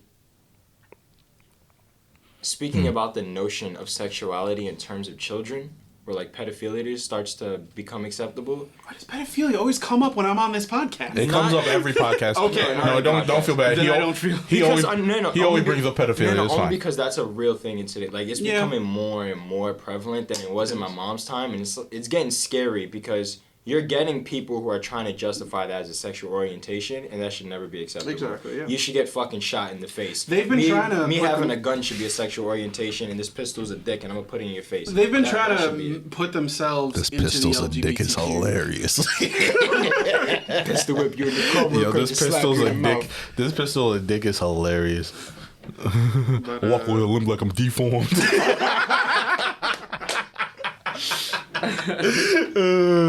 Jesus. Shout out to Chef G, Sleepy Hollow. I was about to transition into why I don't like pop culture. Yeah, tell me that. Okay. Yeah. So, with that transition in sexuality, I'm starting to see that be exchanged in pop culture, and I don't like it. Okay. Because now it feels like that shit's getting shoved down my throat. Is this what we talked about before? Kind of, but not really. Like, do you remember back when, like, the LGBT community was, like, first being accepted, and they had a huge pride march, but in that pride march, they had a Jesus statue. And then they was like doing very disrespectful shit, like putting their dick in Jesus' mouth or kissing it. I'm like, why the fuck you think that's acceptable? You ain't gonna do that shit about Allah. Cause you know damn well a Muslim will walk up in your fucking parade and cut your shit. Blow up your mother. But you think that shit's okay? But they're gonna do that in pop culture cause they know fuck Christians. What the fuck is a Christian gonna do? Nigga, let me tell you what Christians did back in the day. They would cut your ass. You know what it is too? It's like, cause it's. I think that's a very extreme example too, because like. But it's very common. I don't think that's common. Disrespecting Jesus is pretty common. It's one of the most. Because like I equated that to Netflix released a movie where it was Jesus was gay. Yeah. My thing is you know what I'm saying? Like it was just shit that like it wasn't even just one. It was multiple things that were. It was like and then people literally had to say, be like, yo, bro, you wouldn't do this shit if it was Allah. You wouldn't do this shit if it was Muhammad. You wouldn't do this shit if it was... Well, yeah, because they went for the Look easy... at what the fucking interview. When they joked about Kim Jong-un. What the fuck happened? North Korea deadass hacked that shit so it could not be seen over there. Yeah. They're like, nah, that shit's unacceptable. Okay. Y'all fuck with the wrong one. Yeah. Alright, well that's my problem with pop culture is they feel like they could be all loosey-goosey and talk about shit that ain't got nothing to do with them. Nigga, talk about shit that got the fuck to do with you, bitch. I wanted to talk about like a movie. You talk about movie, nigga? Me too. That shit was amazing. Me too. Okay. See, that's the thing, because here's the thing, right? We literally took the break, so we don't have to talk about serious shit. This nigga come in. No. Because I never got to fully talk about the things that were on my head. Because I let y'all go. And then when I wanted to, I didn't get to fully talk about it. So that was like the rest of how I felt. I'm sorry. Yeah. That's not your fault, nigga. You the guest. Oh, okay. Yeah. Apologize. And he got to focus on hearing everything. Yeah, I got to hear everything. No. I saw that we got like super deep and we were like, praise Jesus. And then I just want to talk about like movies now. Praise Jesus. Hey, yo, speaking of movies, you saw the trailer for Halloween Kills? I didn't. I want to see that. Did you see the trailer for Candyman? Yes, of course I did. Yeah, I saw I've been wanting to see that shit from last year when they posted the trailer. Yeah. Nigga. I'm gonna watch that shit. Nigga. You know the director who's doing Candyman? Why I say Candyland? It was Candyman. The director who's doing Candyman is the one who's also... She's directing the next Captain Marvel movie. I know that Jordan Peele also co-directed in that. Yeah. And she's gonna be directing the next Captain Marvel? Yeah. Oh, I can't wait to see Candyman then. Yeah. Because the trailer looks amazing. It looked really good. That trailer looked good. It looked really good. You know what it is? I don't even like scary shit. Yeah, I'm so unattracted to like I don't like scary shit, but I would watch that. Oh. Also because my nigga's in it. What's old boy's name? The dude who was the main character. I know you're talking about. He's played in a couple of things that I've seen. Yeah, he was Dr. Manhattan in Watchmen TV. And Watchmen. What the fuck? He was Black Manta as well. Yeah, he was Black Manta too. Yeah. What's his name, bro? I like him. I like him as an actor. I just can't remember his name. Yeah, I've seen him in some good shit. I'm like, he's a really good name, dude. Yeah, you literally have a whole That's laptop. what you wanted to do. A whole laptop in front of you. You're right, nigga. This is what we pay you for. Hey, I would get paid if TikTok wasn't on they bullshit. On they bullshit. I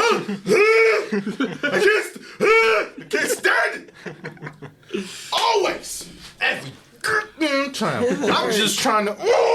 I'm just trying to blow up and get viral, and they won't let me. His name is Yahya Abdul Mateen II. Yes, that's a fire ass name.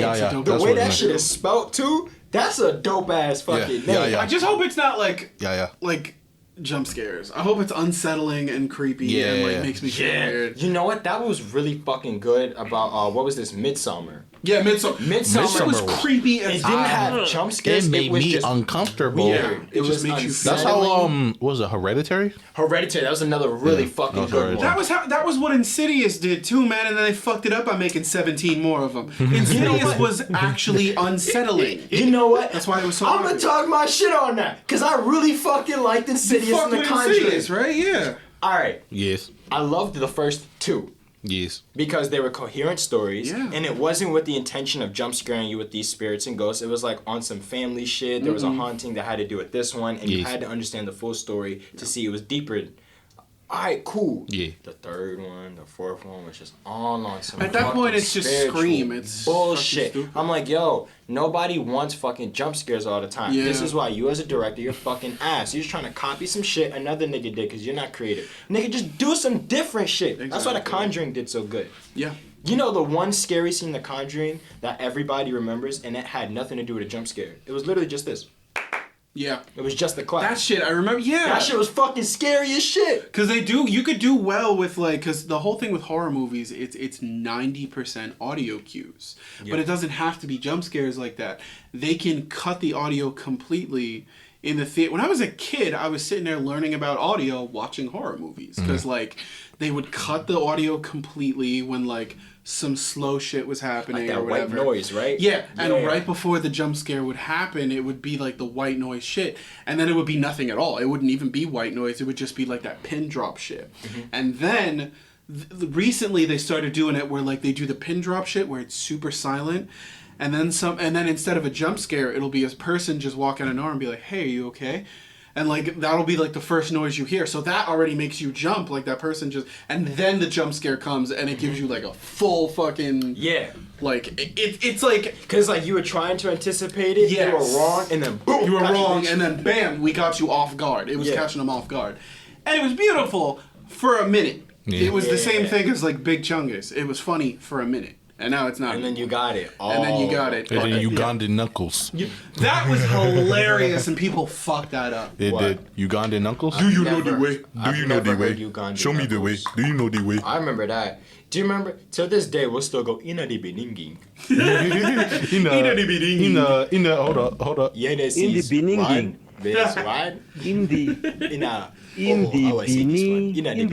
That video is so fucking funny. Can you imagine in front of an entire crowd of people, you're trying so hard, but you're so fucking nervous, you can't even get past the first You know what's crazy? Words? You know what's crazy? That's not the original. That's not the original audio. Someone put that in there. And that's just so great.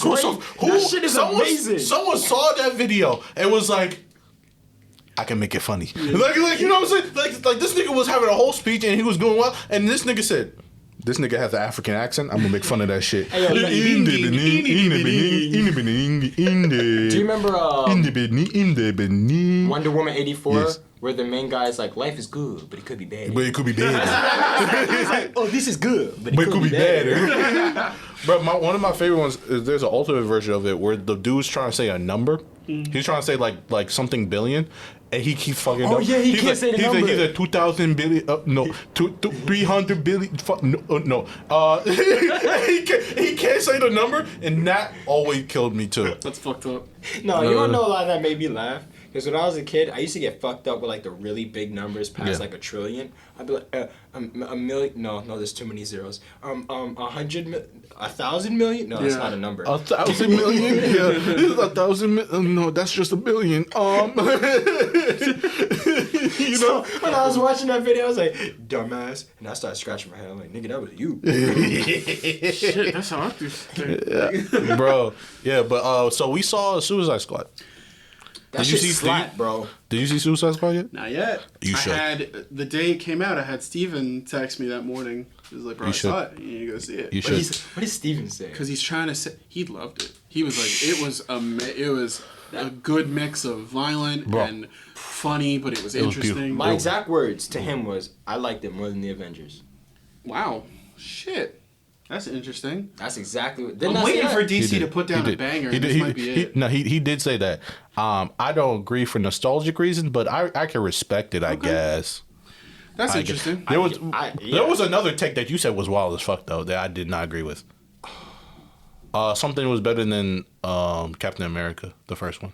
What was it? Oh. I said I liked Black Widow more than the first Captain America. The only gripe I have is Taskmaster. I said That's everybody's gripe. I said other than that, I genuinely liked Black Widow more than the first Captain America. The first Captain America is a banger, and all y'all need to rewatch it because y'all ain't remembering it correctly. Oh no, I remember that movie. I enjoyed Black Widow way more than the Y'all first are one. bugging. I don't like any of the Captain Americas except for Civil War. You don't like Winter Soldier? Winter Soldier is quite literally on par with Avengers movie. It is the greatest standalone non-Avengers movie that Marvel's released. Let me tell you why. Because when it comes to these movies and shit, come on, man. When it comes to doing visual stuff on an audio podcast, yeah. I complain to him all the time about that bullshit. But it wasn't for them. It was to fuck him up. No. What happened was I hold the Marvel movies in very high regard. The reason being is like... Sorry, someone farted in the background. That's life. Not actually. That's it. I want to see superheroes. Yes. I don't want to see powerless gentlemen that used to be in the war. I want to see superheroes. Powerless? Well, they're powered. They have power. Powered. My man... If that motherfucker punch you, dead. Excuse me? This nigga he grabbed a helicopter. This nigga bicep Are you serious? He has no powers? He's running in the fucking tunnel. These niggas survived a plane crash. Wait. Do you remember Civil War? it was Civil War. These motherfuckers are running 50 miles Civil War. an hour. That's the one I liked better. It don't matter. That's the same fucking Captain Winter Soldier. That nigga's power. Are you kidding me? The fights in Winter Soldier are some of the best hand-to-hand combat. Hand-to-hand. See, you just said it. Hand-to-hand combat. I'm not watching a Marvel movie to watch hand-to-hand combat. What do you mean? I can watch. That's a fucking no, shut up. I can watch the Kingsman movies. I can watch anything. You want to know why that's a fucking lie? Why? Because if you had the opportunity of watching the Hulk and Abomination go at it, they're doing hand to hand. It's just but they're big, giant fucking dudes. I want to see shit that I can't see in real life. You can't see that fucking Captain America when it's like a fight. Who do you know that's a super soldier? Who do you know that's a fight like that? I don't know one body that can fight like that. Nigga, if you want to watch listen, you want to watch a real superhero movie? Go watch Fast and Furious, nigga. I don't know. This nigga caught a fucking car. It just goes with I don't like Captain America all that much. And I have the right to not like him. Nah. Because... Yeah, you're right. Your opinion can be wrong. No, this is 2021, bro. This is America. He's a roided up white dude with a dinner plate. He's any angry white guy in Florida. No, he's not. Because he went against America. Actually. He's not angry. No, he went against America. And that's why I like him. Because he's a rebel. He's a nomad. He's a nomad. And remember, this is 2021. We cancel motherfuckers for their opinion. Yes, sir. Yes, sir. Air horn for that bitch. You don't like some shit? I don't like Cap. Cancel your ass. Cap's fine. I don't. He's not my favorite. It's like when you get into the real shit. Let's look at phase 1 of the Marvel movies for a fucking second. Okay. When you got into the real shit, I'm talking the real shit. We're talking like Thanos level shit and stuff like that, right? Cap held his own, yeah. But think about it. If they didn't give him the hammer and all the other fucking heroes who have real superpowers didn't come through the portals, what would have fucking happened? He would have died. Whoa. Let me talk my shit. No, you be talking your shit. Hold up for a second. Nigga, who would have survived?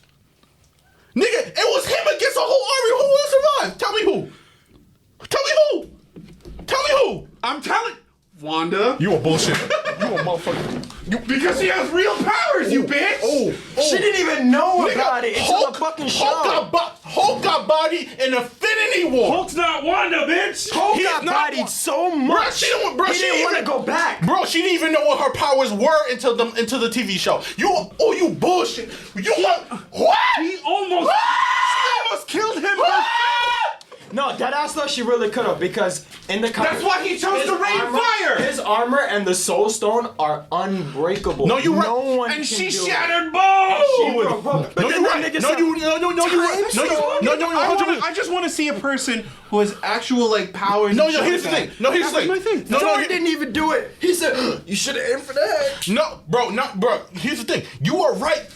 When she was fighting Thanos by herself, right? But she was fighting only Thanos. As soon as them guns came in, boom, boom. Look at her. She can't do nothing. Then that's what I'm talking about. Then, okay, we've done this on our show, on my show before. 1-on-1, take it out of that universe and shit. Like, I know we were talking about the movie and everything, right? But take it out of that universe, right? Yes. She'd body him. 100%. If he what she made Thanos. She did what no other character in the Marvel universe did and made him desperate. Yeah. She made him rain fire, which was a last minute thing from his ship. No, I agree. And she could have bodied him on her own. Yeah. And that's what I'm looking for when I watch these movies. I'm not saying I hate Captain America or anything like that. Yes, It's just you saying that he is a cis white male. He is. I didn't go there. He said he is a right-wing fascist. That's what you said. No, nigga, you said this motherfucker is basically just Bradley Martin. A nigga who is skinny, took some drugs, got big as shit, and now people like him. Look here. If Captain America was not Captain America, the Avengers would have never been together. I'm not saying all that. I'm just saying that his movie, in a general sense, I just wasn't super interested in because, dude, it's the same thing with Black fucking Widow. I have not seen her movie yet, but I know what happens. The action's fucking great. I'm sure Did it you is. like John Wick? Do you like No. Yeah, I'm not. I would not put on the same I'm level. not comparing. Nigga, No. I'm just saying, if you like John Wick and a guy... I'm not saying all that because Black Widow. because action movies and ass. scenes like that shit is interesting. That's not what I'm saying. I don't know if I necessarily agree with that. What I'm saying is, like, I'm also not... Because, number one, like, this was just... They handled her so horribly in this universe. Correct. Number one, she's already dead. Yes. So I don't give a fuck. It already takes away my level... It takes away my level of give a fuck for her standalone movie. Yes. Number two... It's pretty much the What the fuck is her powers? And I understand that this argument has happened before. She don't got no But you powers. gotta understand, you can't put her up against anyone in the MCU. You just can't. The fun of watching these heroes. Well, and to be fair, everything that's like kind of why she died. But that's what I'm saying is like the fun That's the of same shit that with Hawkeye. the though. fun of enjoying. Nah, but that's what I'm saying. He's long range at least. The fun of enjoying these heroes. He's long range. What's long range compared to that motherfucker who was levitating shit in Infinity War when he came down? No, I agree. But here's the thing. At least he has like trick arrows where he can blow a nigga up. To me, I'm not gonna lie, and you know how much I love archery. When I watched the first Avengers movie, I was like, there's no reason this motherfucker should be alive. Loki can dead ass just kill him with a thought if he fucking feels like it. There's no reason Hawkeye should be alive. I'm fine with Cap. This nigga, no disease can kill him. Yeah. He's got the strongest fucking immune system, period. He's probably gonna heal for some shit really fucking quick. He can survive a fall from the top of a building for no fucking reason. I'm fine with that. The fun of these heroes is just watching them like actually use their powers. If one of them has powers of something that I can see in real life, all right, whatever. Listen, listen. I understand Hawkeye can use a bow like no other person can use a bow. Mm-hmm. Awesome. Mm-hmm. Okay? Cap's got the shield. The shield bounces around, comes back to him. He's got the precision and he's got his serum and everything like that. Cool. Was Black Widow going to tase Thanos? Was she gonna get the taser on him and just... I watch Cops. I've seen tasers not work on big white guys. Why the fuck would a taser work on Thanos? Are you kidding me? She shouldn't have even been in that movie, period. Can you imagine? You just see this big ass purple giant and you go, tase. And he's just standing there like... He works on the dog. And I just don't understand it, because, like, and that's another thing I think Marvel fucks up. I'm just saying.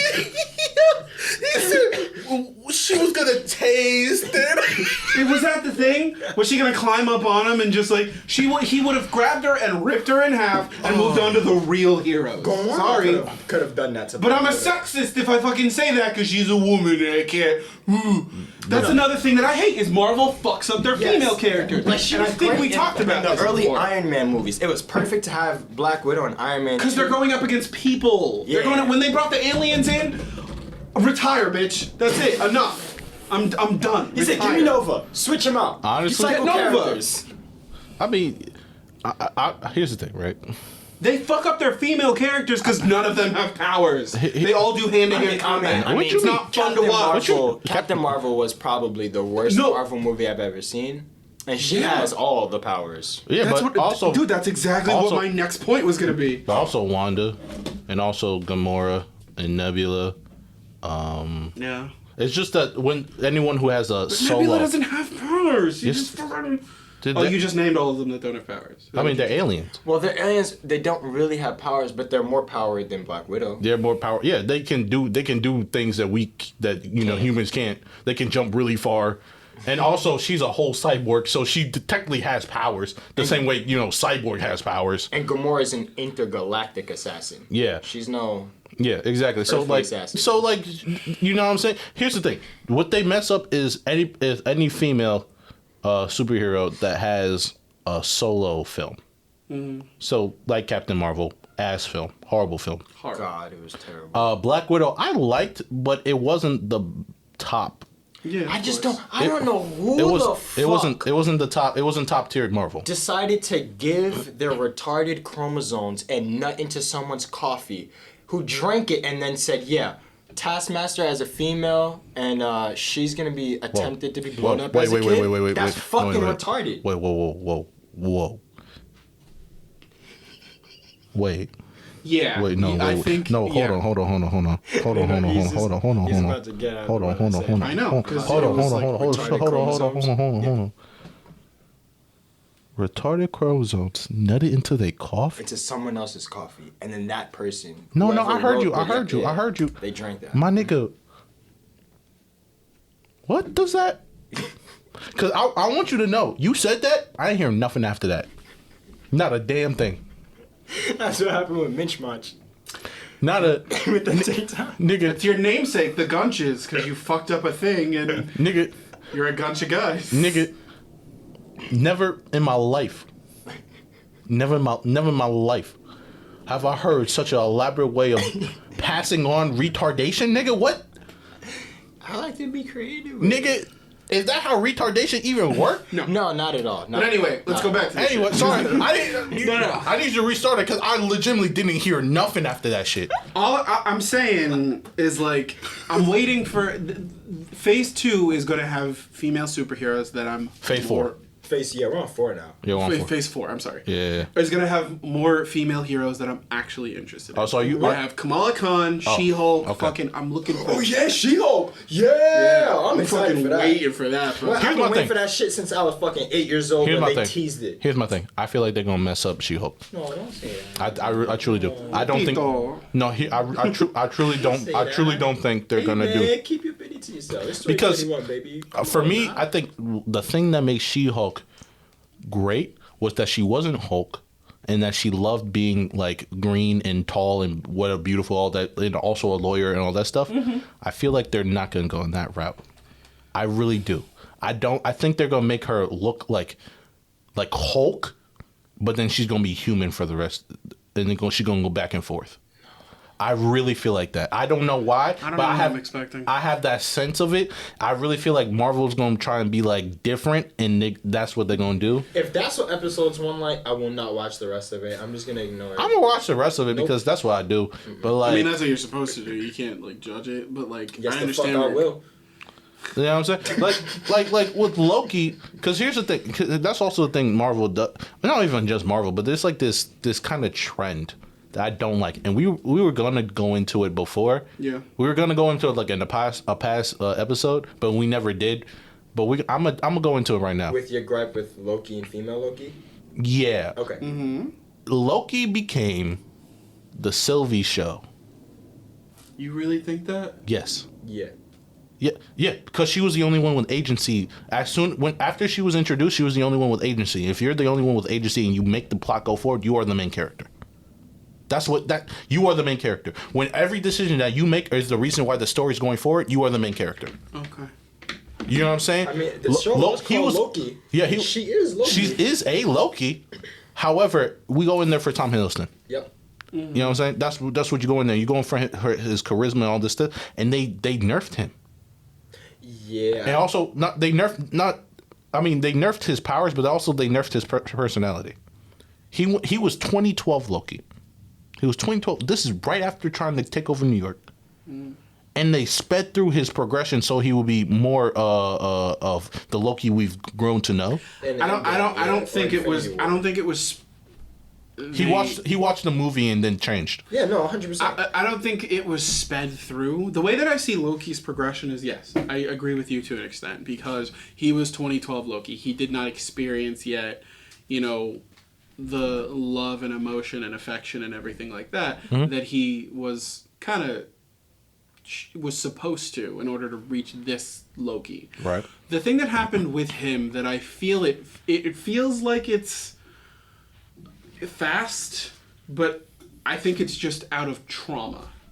Because I don't think he's even this lovable Loki that we see him as in the first place. I think he's just, his dynamic shifted to the point of where he was mischievous, but now because of everything that's happened to him, think from the beginning of Loki to now the end of it right now, he has uncovered so much massive shit in such a small amount of time. His motivations have to have changed. Nobody's motivations can stay the same in the face of a person who understands that, this is what's... First of all, I watched myself die. I watched my mother, the only person that I see myself loving in this world, died. And I have a reason for it. Exactly. Now, for the first time in my life, I'm experiencing romantic love, and it's with a person who is... Me. Essentially me. Which is weird. The entirety of the situation with the TVA enough was like reconditioning his brain. Yeah, I was going to say that first episode I fell in love with it. Because he got beaten down. Because he started that way. He started as 2012 Loki. But they beat it out of him. I think what did it for him was where he realized Infinity Stones don't even mean shit. Yeah, when he opened that up and he was like, the greatest power in the universe. Toys. They're like, you guys... And they're paperweights. We just nah, bro. like, Here's my thing, right? Loki's used to losing. No. He's used to... Let me finish. Nah, you interrupt me way too much. Am I on for one of those episodes? I'm not even going to go into that. Anyway, you interrupt me too. Way too much on this one. How? On this episode, way too much. You know what? I'll listen back, and if I did... You can't listen if you can't see. Whoa, what?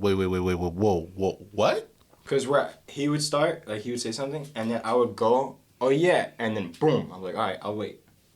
You can't... And then when I went to go in again, I would say one or two words, you'd go, and then I'd say, okay, I'll wait again. Come a little bit closer, you might... Sorry, it was the sentence, you can't listen if you can't see. That threw me off. No, because... you're not going to be able to see it. Come a little bit closer. No, but I'll listen if I hear. I mean, the two mics. Yeah. So if I hear a thing and then you're like, I came after that, now I'll apologize on the next podcast. And the night is you apologize to me outside the podcast. Now I'll apologize on the podcast. I don't give a shit. Because if I do it in public, you gotta apologize publicly. That's how I feel. I don't care about that. I know you don't care, but I care. Okay, we continue. Anyway, what were we talking about? TVA Loki and how you feel like he's used to losing. Oh, yeah. Okay, so here's the thing, right? So, Loki, his whole life, has been beaten down. Or he feels like he's been beaten down. Whether that's true or not is what it is. However, he feels like he's been beaten down. So, he just lost in New York. Yes. He finds out that the greatest power in the world, right, doesn't matter.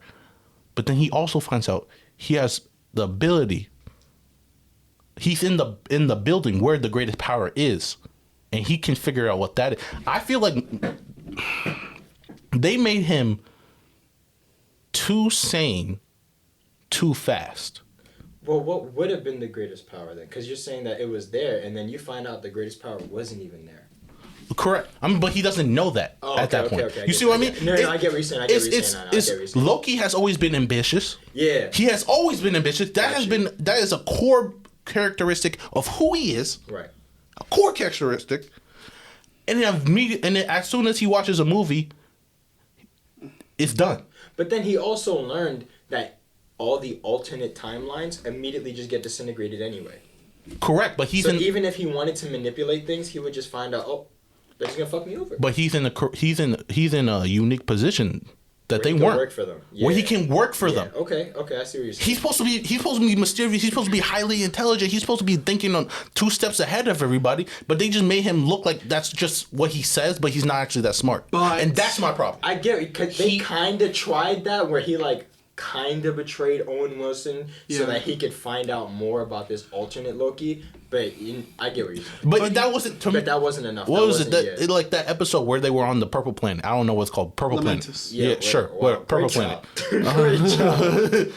The Purple Planet, right? I love Marvel. I'm sorry. Yeah, no, good for you. I'm really glad you know that, but I'm calling Purple Planet. When they were on Purple Planet, and they're just talking and all that, and he's giving away just information. In my head, when I'm watching a movie, I was watching that that episode, not movie, the episode. I'm thinking, oh, he has to have some type of plan behind this because he's Loki. Yeah. There has to be a reason why he's giving out all this information. Yep. No, there wasn't. He was just giving that information. Yep. That's not Loki. I agree with you. That's not that, and that's my thing. They made him this nerfed simp, like, but for real, like he did. No. He really did. You know what I'm saying? How did you feel about them doing all the extra Lokis? Can I say something about that? Oh, he feels strongly. I'm gonna let him go because he feels strongly about this. That was something I felt a little weird on. Because my whole thing is like, first of all, if there's a whole bunch of other Lokis, are there just a bunch of every other character in the Marvel universe? But that's the multiverse. But I digress. Yeah, exactly. And that's what we're hoping to see in Spider-Man Far From Home. Because this is what they said. Loki survive, so that's why. What goes into your argument. What I wanted to say, which was. Go ahead. No. Go forth, young one. It was, when they got to that point where he was, I think he started realizing this before they talked about it, where he was like, when Owen Wilson was sitting down with him and he was like, Loki's essentially fucking lose. And that's what they do. I feel like that also, and the other stuff that I named before, like I listed, attributed to this situation in its entirety, which was why he was more, like when they were on Lamentus and on the train, and why he was so, like, he got drunk and he was dancing and singing around and everything like that. I felt like to him, he was just like, well, I'm hedonistic. Like, he said that to her. And I feel like this part of his personality was coming out in a big way because, again, like I said before, so many things were happening with him and to him that, it was hard for him to kind of keep his cavalier attitude. It was hard for him to keep his, like, I'm looking to overthrow the TVA. I'm looking for, now I just want to stay alive, and now I just want to, like, holy shit. And as he was uncovering it, that shit disappeared. So, like, going back to your original point, which was why you felt like that arrogant, crazy 2012 Loki that tried to take over New York and lost, like, changed so quickly was because, again, my original point, he just went through too much shit at a time. And then you're finding out there's more versions of you and shit. And you're just like, here's my thing. What the fuck? Here's where I'll give pushback on that, though. Let me say one last thing. Go ahead. He also met a version of himself that succeeded in killing his brother. Yep. But that's that's exactly what I'm talking about. He met him when in like the 5th episode. That was like the 5th episode. The first time that he met 5th the or other 6th. It was one. It might have been the 5th one actually. I think that was the 5th episode. I think so, yeah. That's my point. That's when it should have clicked. For me. That's when it should have been a slow progression. Okay. Over those, because it was 6 episodes, I believe. Episode 5, yep. Yeah, a slow progression over the 6 episodes. Okay. Of him, of him still being ambitious, but maybe losing hope as it goes on because he's like, oh man, this is bigger than I could ever think of. Yeah. Bigger, maybe it's beyond me. But that should have been a progression over the episode. It happened in the first episode, and after that, he wasn't. It was. That's not the Loki that we started with so fast. For me, it was too quick. Like, I get it because he did meet that Loki that did kill his brother. Right. The kid. And I'm fine with that. I think it would have been better. Okay. And especially if you wanted to do the progression as fast as it was. Instead of it being Sylvie, it should have been Old Man Loki. Yep. I agree. That's interesting. If Old Man Loki, literally it's just him further in the future, and Old Man Loki's had time where he was like, I just wanted to see my brother again after I hid away for so many years. So I just wanted to see my brother again. And as soon as I stepped off the planet, that's when the TVA came. And he has all that experience, and he's like, I went down the exact route that you were going down. I know exactly where you were at that point. Because Sylvie is just a different person. Like, they might... Very different. She's just a different person. And we have no idea what her Nexus event was. But I think they did do the progression that you're looking for. Because everybody... No. You got to think about it. Go ahead. You said that feeling of Loki being like, oh, that all happened in the first episode and everything like that. It didn't just happen in the first episode. It happened progressively. Everyone that Loki meets is telling him that everything that's going on right now is bigger than he is. He meets Owen Wilson. He's like, this is bigger than you. He meets, what did he meet after that? I mean, he met the other Lokis, and they told him, this is bigger than you. He meets Sylvie. She's like, this is bigger. This isn't about... That's the first fucking thing she said when she showed her true form to him was, this is not about you. Yeah. Everyone throughout this show is telling him progressively, up until the end where you meet Kang, is saying... all of this is bigger than you. Yeah, but my problem was he was told that twice, and then that would change him. Yeah, that's my problem. That's my problem. I agree with you. Okay. It is bigger than him, and I agree with you that he should have kept hearing that it was bigger than him. He changed after the second time. That's not Loki. No, the second time was when Sylvie told him that, and he didn't change at that time. He was still like, I'm taking over the TVA. But that's the thing. Episode 3, when they were on Lamentus, that's when he changed. Yeah. That was a different person. That was a different dude. That wasn't the same dude. And that it was. And I remember. And that's how I know, because I literally thought I thought, oh, his character changed so fast. I thought this has to be a ploy that he's doing. But he was still trying to take over the TVA at that point. Yes, they were just trying to survive because Lamentus was about to go apeshit. But here's my thing, especially when they were on the train and they were talking to each other.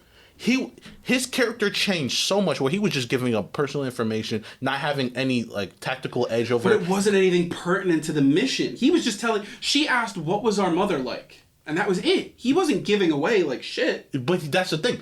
What did she tell him about her? How to enchant somebody. That's it. But she didn't tell him how to enchant. She said, I taught myself. And that was it. She didn't give any information about her. We already knew all... Yeah, she was Loki. He wasn't. Yeah, we already knew all the things that he was talking about. We saw them. Okay. The person we should have been learning about was Sylvie. Yep. Okay, now I see it the way... Like for example, here's exactly how I felt about it when I was watching it. Do you remember the shit show of Thor: The Dark World? The shit show, yeah. Do you remember how... Loki is pretty much responsible for the death of his mother, and then towards the end of the film, he's fighting alongside Thor. Yeah. But he still fakes his own death. He wants to see Thor's reaction. Okay. Why? Because Loki doesn't fucking trust anybody. Okay. He wants to test people. He has a god complex. Okay. He really does. He wants to control everything. Why does a guy who wants to control everything tell you everything? That just doesn't make any sense. That doesn't fall in line with his character. But you don't think that maybe this character is because, like I said before in the earlier episodes about how he was being conditioned by Owen Wilson and by the whole TVA, conditioning him to be like, listen, this is... And he admitted it himself. He was like, it's an illusion casted by the weak. And that's what he was doing. Like, admitting and being humble for the first time in the MCU... Right. that was happening. And I understand your gripes with the progression in that, because if that was the situation, then I guess it shouldn't have happened in the first or second episode. Like, it should have been more of a thing. Mm-hmm. But I just feel it goes back to my original point, where it was like, for the first time in his life, he's being super humble. He's seeing that it's his fault his mom's dead. He's seeing all these things on screen and blah, blah, blah. And that will change you in the moment. But then moving forward... I don't know. I think that his progression wasn't as fast as you guys think it was, but like to each his own. Well, he's hundreds of thousands of years old. Also that. Yeah. In my opinion, one little short little snuff film is not enough to change Shouldn't have you. been. You need experience to change you, especially if you're that old. Old, like, you hear the saying, you can't teach old dogs new tricks. But like big traumatic shit like that. That motherfucker has been trying to kill his dad for the longest. Odin. Yeah, but he didn't love the his All-Father. But No, he did love his dad. And that No, was he the, does. But, He loved him. But he loved. But he had a He- twisted sense of love, and that was my thing. Is like, especially, he had a twisted sense of what love was. Yeah, right? like he loved. Like- he always loved Thor. Yeah, I think the way he fucked felt up. about Frigga ultimately drove this show. And I think they'll explore that in the second season. maybe That's my honest opinion. maybe, but look, I'm going off of what they've shown. Yeah, right? what they showed. Yeah. Like he had a twisted sense of love. He had a strained relationship with his family because they didn't tell him he was adopted, which is cool, whatever. But at the end of it, at the end of the series, he truly loves Sylvie in the most pure way that he's never seen before, or he's never shown that he's loved someone. Because he admits, he's like, I've never done this. Yeah, and he's like, I've never done this, which is fine, which is like, that's not my problem. It's just, But he found love in 3 days. yeah, and then also I know people joke about it, but it's him. That's weird. It's him loving him. Yeah. It's narcissistic. But him, I it would don't be- think it's narcissistic. No. Because that is a different person. Yeah, I disagree I with don't that. think it's narcissistic, but I do think it's weird. Yeah. I don't think it's very. You think it's like you see it as more of like a brother-sister kind of? Kind of. Because I've talked to people who feel like that. Because genetically, since she... Really, you look at it. I don't look at it that way. I don't see it that way either. Yeah. But it is. Because No, genetically they are the same. I don't look at it as brother sister. I look at it as a carbon copy of yourself with the opposite sex. It's like That fucking a doesn't clone. I don't But- think it's but like Yeah, that's how I look at it. But You're that's the fucking a thing. clone. That's the thing. There's genetics that tell you that you're a dude. If you were a girl, you'd be a different person. Correct. But that would be technically genetically your sister. I don't believe that No, because no, What you mean? that's not how that works. that's not how cloning works. I'm not. If it's a girl, Okay. right? A girl version of you. Correct. That wouldn't means be my sister. that means the chromosomes that make you a girl would be different. That means it's not a clone anymore. No, it still would be a clone.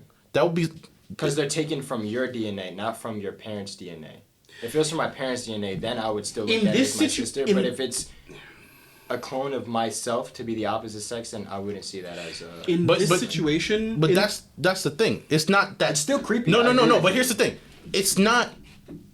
In this situation, it's not that they took Loki and Yeah, then they made a didn't take girl. Loki, but It's he's just that it's a girl version of Loki, Right. but it's genetically she is a girl version of Loki. That's pretty much your sister.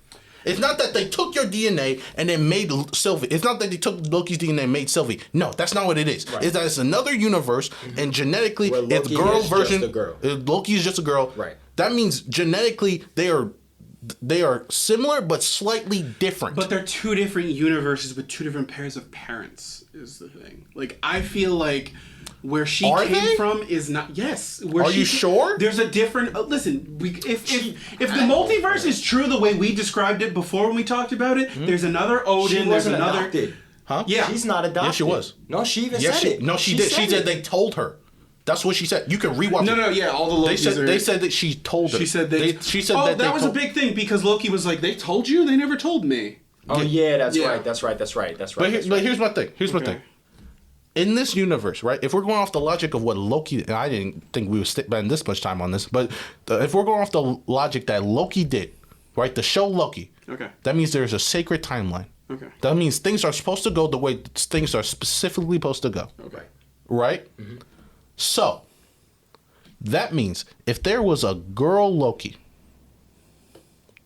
that's not supposed to happen. Correct. Right? The sacred timeline is the one where he dies and Thanos kills him. Exactly. The Right. sacred timeline is the one where he's a guy and he he tries to take over New York, or he lies to his brother, and then they go to another planet. They fight the Dark Elves. well, all that stuff, and then he gets killed by Thanos. Yeah. That's the timeline. Correct. That is the sacred timeline. That is the sacred timeline. Okay. Her being a girl means that she is genetically similar but different. Okay. Similar but different. Not the same. Right. Similar but different.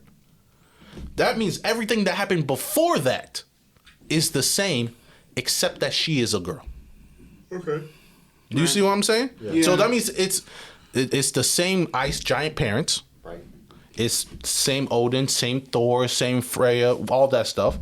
Okay. What's Thor girl you think in that universe? Does she have like a I hate you sister type shit? Probably not. I don't know. Because I feel like then they would have taken Thor too, right? Well, which universe? Talking about the one with Sylvie. Sylvie's universe. Right? Right? I feel so right?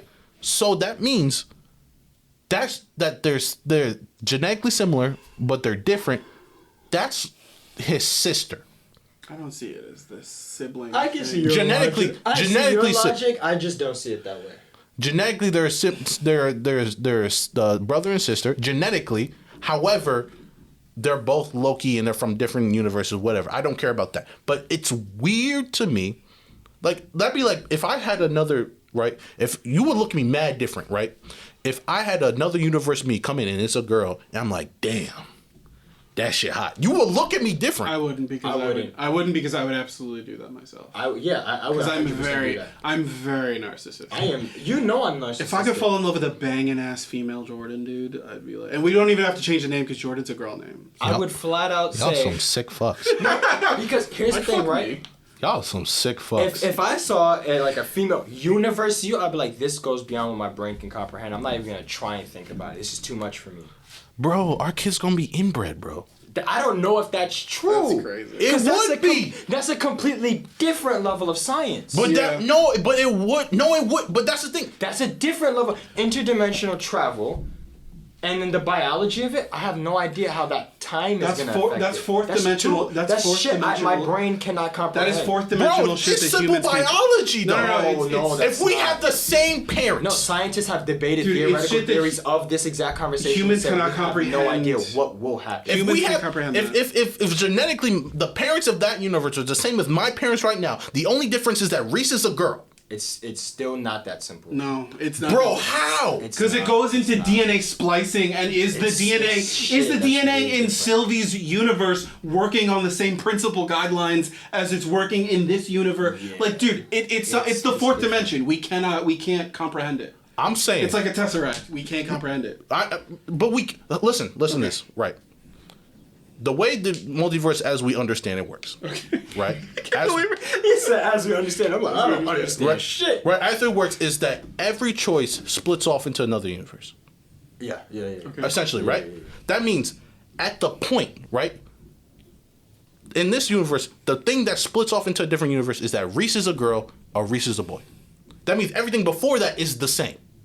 That's what it means. Everything before that is the same, and the thing that splices off into another universe is that Reese is a boy and Reese is a girl. But then the theoretical conversation could also be where when your parents were having you, if they decided to do another, like, any old random decision differently, that universe took off also. Exactly. But that's exactly. But before that, the DNA is the same. Right before that decision, the DNA is the same. Tell me, am I right or wrong? You would be think wrong that's only right. because we don't know how their DNA in a completely different universe. We don't No, even no, no, no, no. understand. No, you need to listen. Listen. Let me. Right. Each choice splits off into another universe. I'm not talking about the grand multiverse. I'm talking about two multiverses right now, right? Okay, two so you're universes. saying one timeline and like the first thing that causes the first branch out. Is that what you're Exactly. saying? Okay. Was that either Reese is a boy or Reese is a girl? Okay. That's the branch out. Okay. That means everything before that. So it's like Reese is born, a boy, immediately different timeline, he's a girl. Right. Okay. Or even if you want to go back to conception, whatever. I don't care. Reese but before that, the parents are genetically the same as in one of yours as they would be in the other one.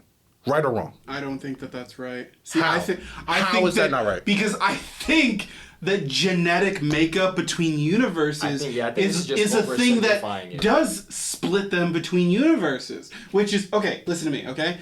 The Reese of this universe, or your dad of this universe, or whatever, and your dad of another universe, could be completely identical. but their DNA makeup is the thing that hypothetically splits them between, the genetic makeup of this Reese's father is way different than this Reese's father. It's like...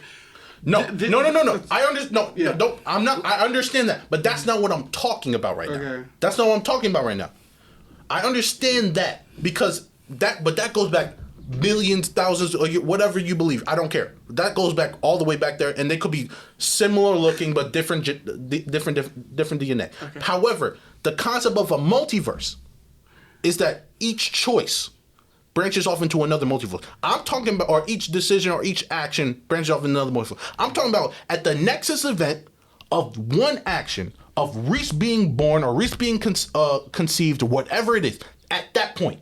Those two universes. I'm not talking about anything after that. I'm not talking about anything before that. Okay. I'm talking about that right there.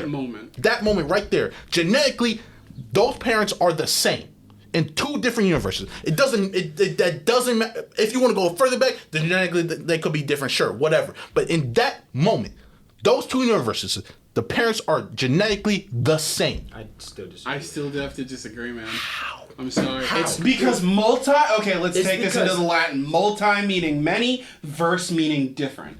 Many different situations and places. Yeah. If we're taking this situation and taking your multiverse Reese, you are different. Whatever it is that makes you different, your genetic makeup, your conception, your parents from this universe as opposed to that universe's parents, there is a difference that goes into a molecular, microscopic fucking Like, if you tried to give you a blood transfusion, you should kill you. There's no reason you should be able to that wouldn't work. If a multiverse you should not be able to save you with a blood transfusion. Yeah. Even though whatever blood type you are, don't share it publicly. You should not be able to save the other version of you. Because your blood type should not be the same. If you were A positive and your multiverse his blood was A positive, right, he still could not do a transfusion because there is just a different genetic makeup. You're two different. Even the hearts twins can be on the different side. Even twins are two different genetic beings. Even if they are identical twins, they are the same thing. So you, with a multiversal counterpart, it would still be a situation where they come from a place where the molecular structure and the DNA makeup and the gene splicing and everything that goes into what a human being is a different situation entirely. Like, your empathy could be completely different. Exactly. Or, like, there could have been no concept of racism. The wrinkles in your brain could be going in different patterns. No. But here's the thing. What you guys are talking about is almost from a macro level of the multiverse. Okay. I am talking about a micro level of one choice. But yeah, you're saying one choice, but in the concept of a multiverse, that makes it very impossible to just say one decision because it's a multiverse. If it was just one universe, then we could look at it unilaterally. Yeah. But if we're looking at it on a multiverse, then you just fuck up the whole thing. The question that you're asking causes for us to be able to look at it this way. No, but okay. I know, because I understand what you guys are saying, right? I understand that in the giant scope of things, that different, gene splicing and all that. I all that you're saying, I get, because I'm like, okay, that makes sense. Right. But if you're talking about we're at the point where two timelines split, right before, like, everything before that would be the same until that is splits. Am I right or wrong? It's in two different places. For your hypothetical, you would be right, but for the concept of a multiverse, you would be wrong. Yeah. Because there would be no reason that one universe still exists up until your birth. It's like, no, it should already be like this, like a fucking tree going off branches. Yeah. Yeah, no, but everything will branch off always, right? So there'll be a infinite amount of multiverses. Yeah. Right? But at each action, I'm not talking about that. That's what I'm saying. You're thinking of it macro. I'm not thinking about I understand. Okay. You're saying in the instance of your birth, there's immediately or you want like 100 different versions of you being born. Yeah. Right. And you're saying, hypothetically, if the opposite gender and you, for whatever reason, get the opportunity of meeting, it would be equivalent to siblings fucking. Yes. I still don't I still don't think so either. think so. Especially because that's a woman and you're a man. If the differences were not enough, even if you were a man and your multiversal counterpart is also Reese the guy, just a dude, and he looks exactly like you, I still feel there's too much molecular difference between the two of you in your DNA. In the context of what we're talking about as a multiverse female Reese, Yeah. she's completely different. No, but that's the thing. Okay. I think honestly, on a DNA level, if that were to ever exist, and you ask a scientist to like check your DNA, I, without any education, would think the scientist would come to the conclusion of you guys are both the same and not the same at the same time. I would agree with that. So that's why I say I wouldn't even call it a sibling. Or but anything. I would, because the parent's DNA would be the same.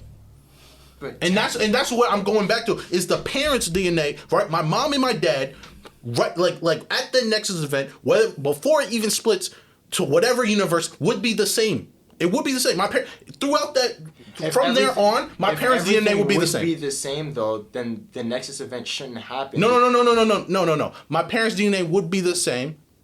Let's say my dad nutted a second before. In one universe, in the another universe, he nutted a second after. Mm-hmm. That's a different outcome already. Right. Yeah. Right? That's a different outcome already. Sure. However, his DNA is the same. Okay. His DNA's the same. That's not up for debate. It's the same. It's not up for debate. That is the same, right? My mom's DNA is the same. Mm-hmm. 9 months, 10 months later, she gives birth. Mm-hmm. One's a boy, one's a girl. That's siblings. That's siblings. I think that's just oversimplifying it. We have to agree to disagree. Number 'cause one, it's not gonna get anywhere. Because I don't think it's going to get anywhere. I think you see this as a sibling thing, but we definitely don't. And number two, I have to leave soon. Okay. So, Okay, we can wrap it up. This is blowing my mind. I'm not going to say I don't get where you're coming from there, because there's many more people like you who believe it's almost like a sibling thing. But I'm just not on that side. Just because I understand if it was further back in different gene splicing, like I would understand that. Okay. And it was further apart. I get that. It's just that at that point, Okay. I don't understand. Did you take the temperament test? No. Oh, I was gonna ask if he was a red. I might. Because if you Where are, do I take it would it? make a lot of sense. Yeah. He might be. It would make a lot of sense why you think that way. He might be. Anyway, we gotta wrap this thing up. Jordan, you want to shout out your social medias? Guys, follow me on, all I have is Instagram, is Jordan7, SE, the number 7, EN.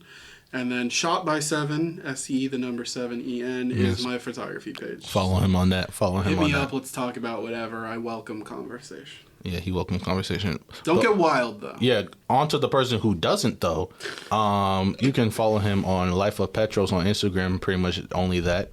Don't hit him up because he'll be rude. I might be polite. I'm a very nice person. I truly am. Hey, yo, bro, you are so bipolar. I love matching energy. You are so bipolar. You literally said the last podcast, don't hit me up. Because I know how niggas are. Motherfuckers are not polite. They're gonna say some wild shit. Right. And I'm like, nigga, I will match your energy and then I'll expose you publicly and then I'll say you should go suck your mother or some shit. I'm very rude because I will match your energy and multiply that shit. Alright, so don't follow him, I guess. I don't know. But you can follow me. That's Reese Xander everywhere. _ for the Instagram. That's REESXANDER. Yeah, and you can follow the Gunches everywhere. Might have to make a new TikTok, so I'll let you guys know whatever that is. Yeah. Fuck TikTok. Yeah, fuck TikTok. Yeah, so thank you guys for listening. We appreciate it. Sorry it got a little bit heated with the multiverse talk, I guess. That was fun though. That was a lot of fun. That was fun. That was a lot of fun. I like That was a lot of fun. Yeah. Bye. They're thinking in their mind, oh, what a dangerous game.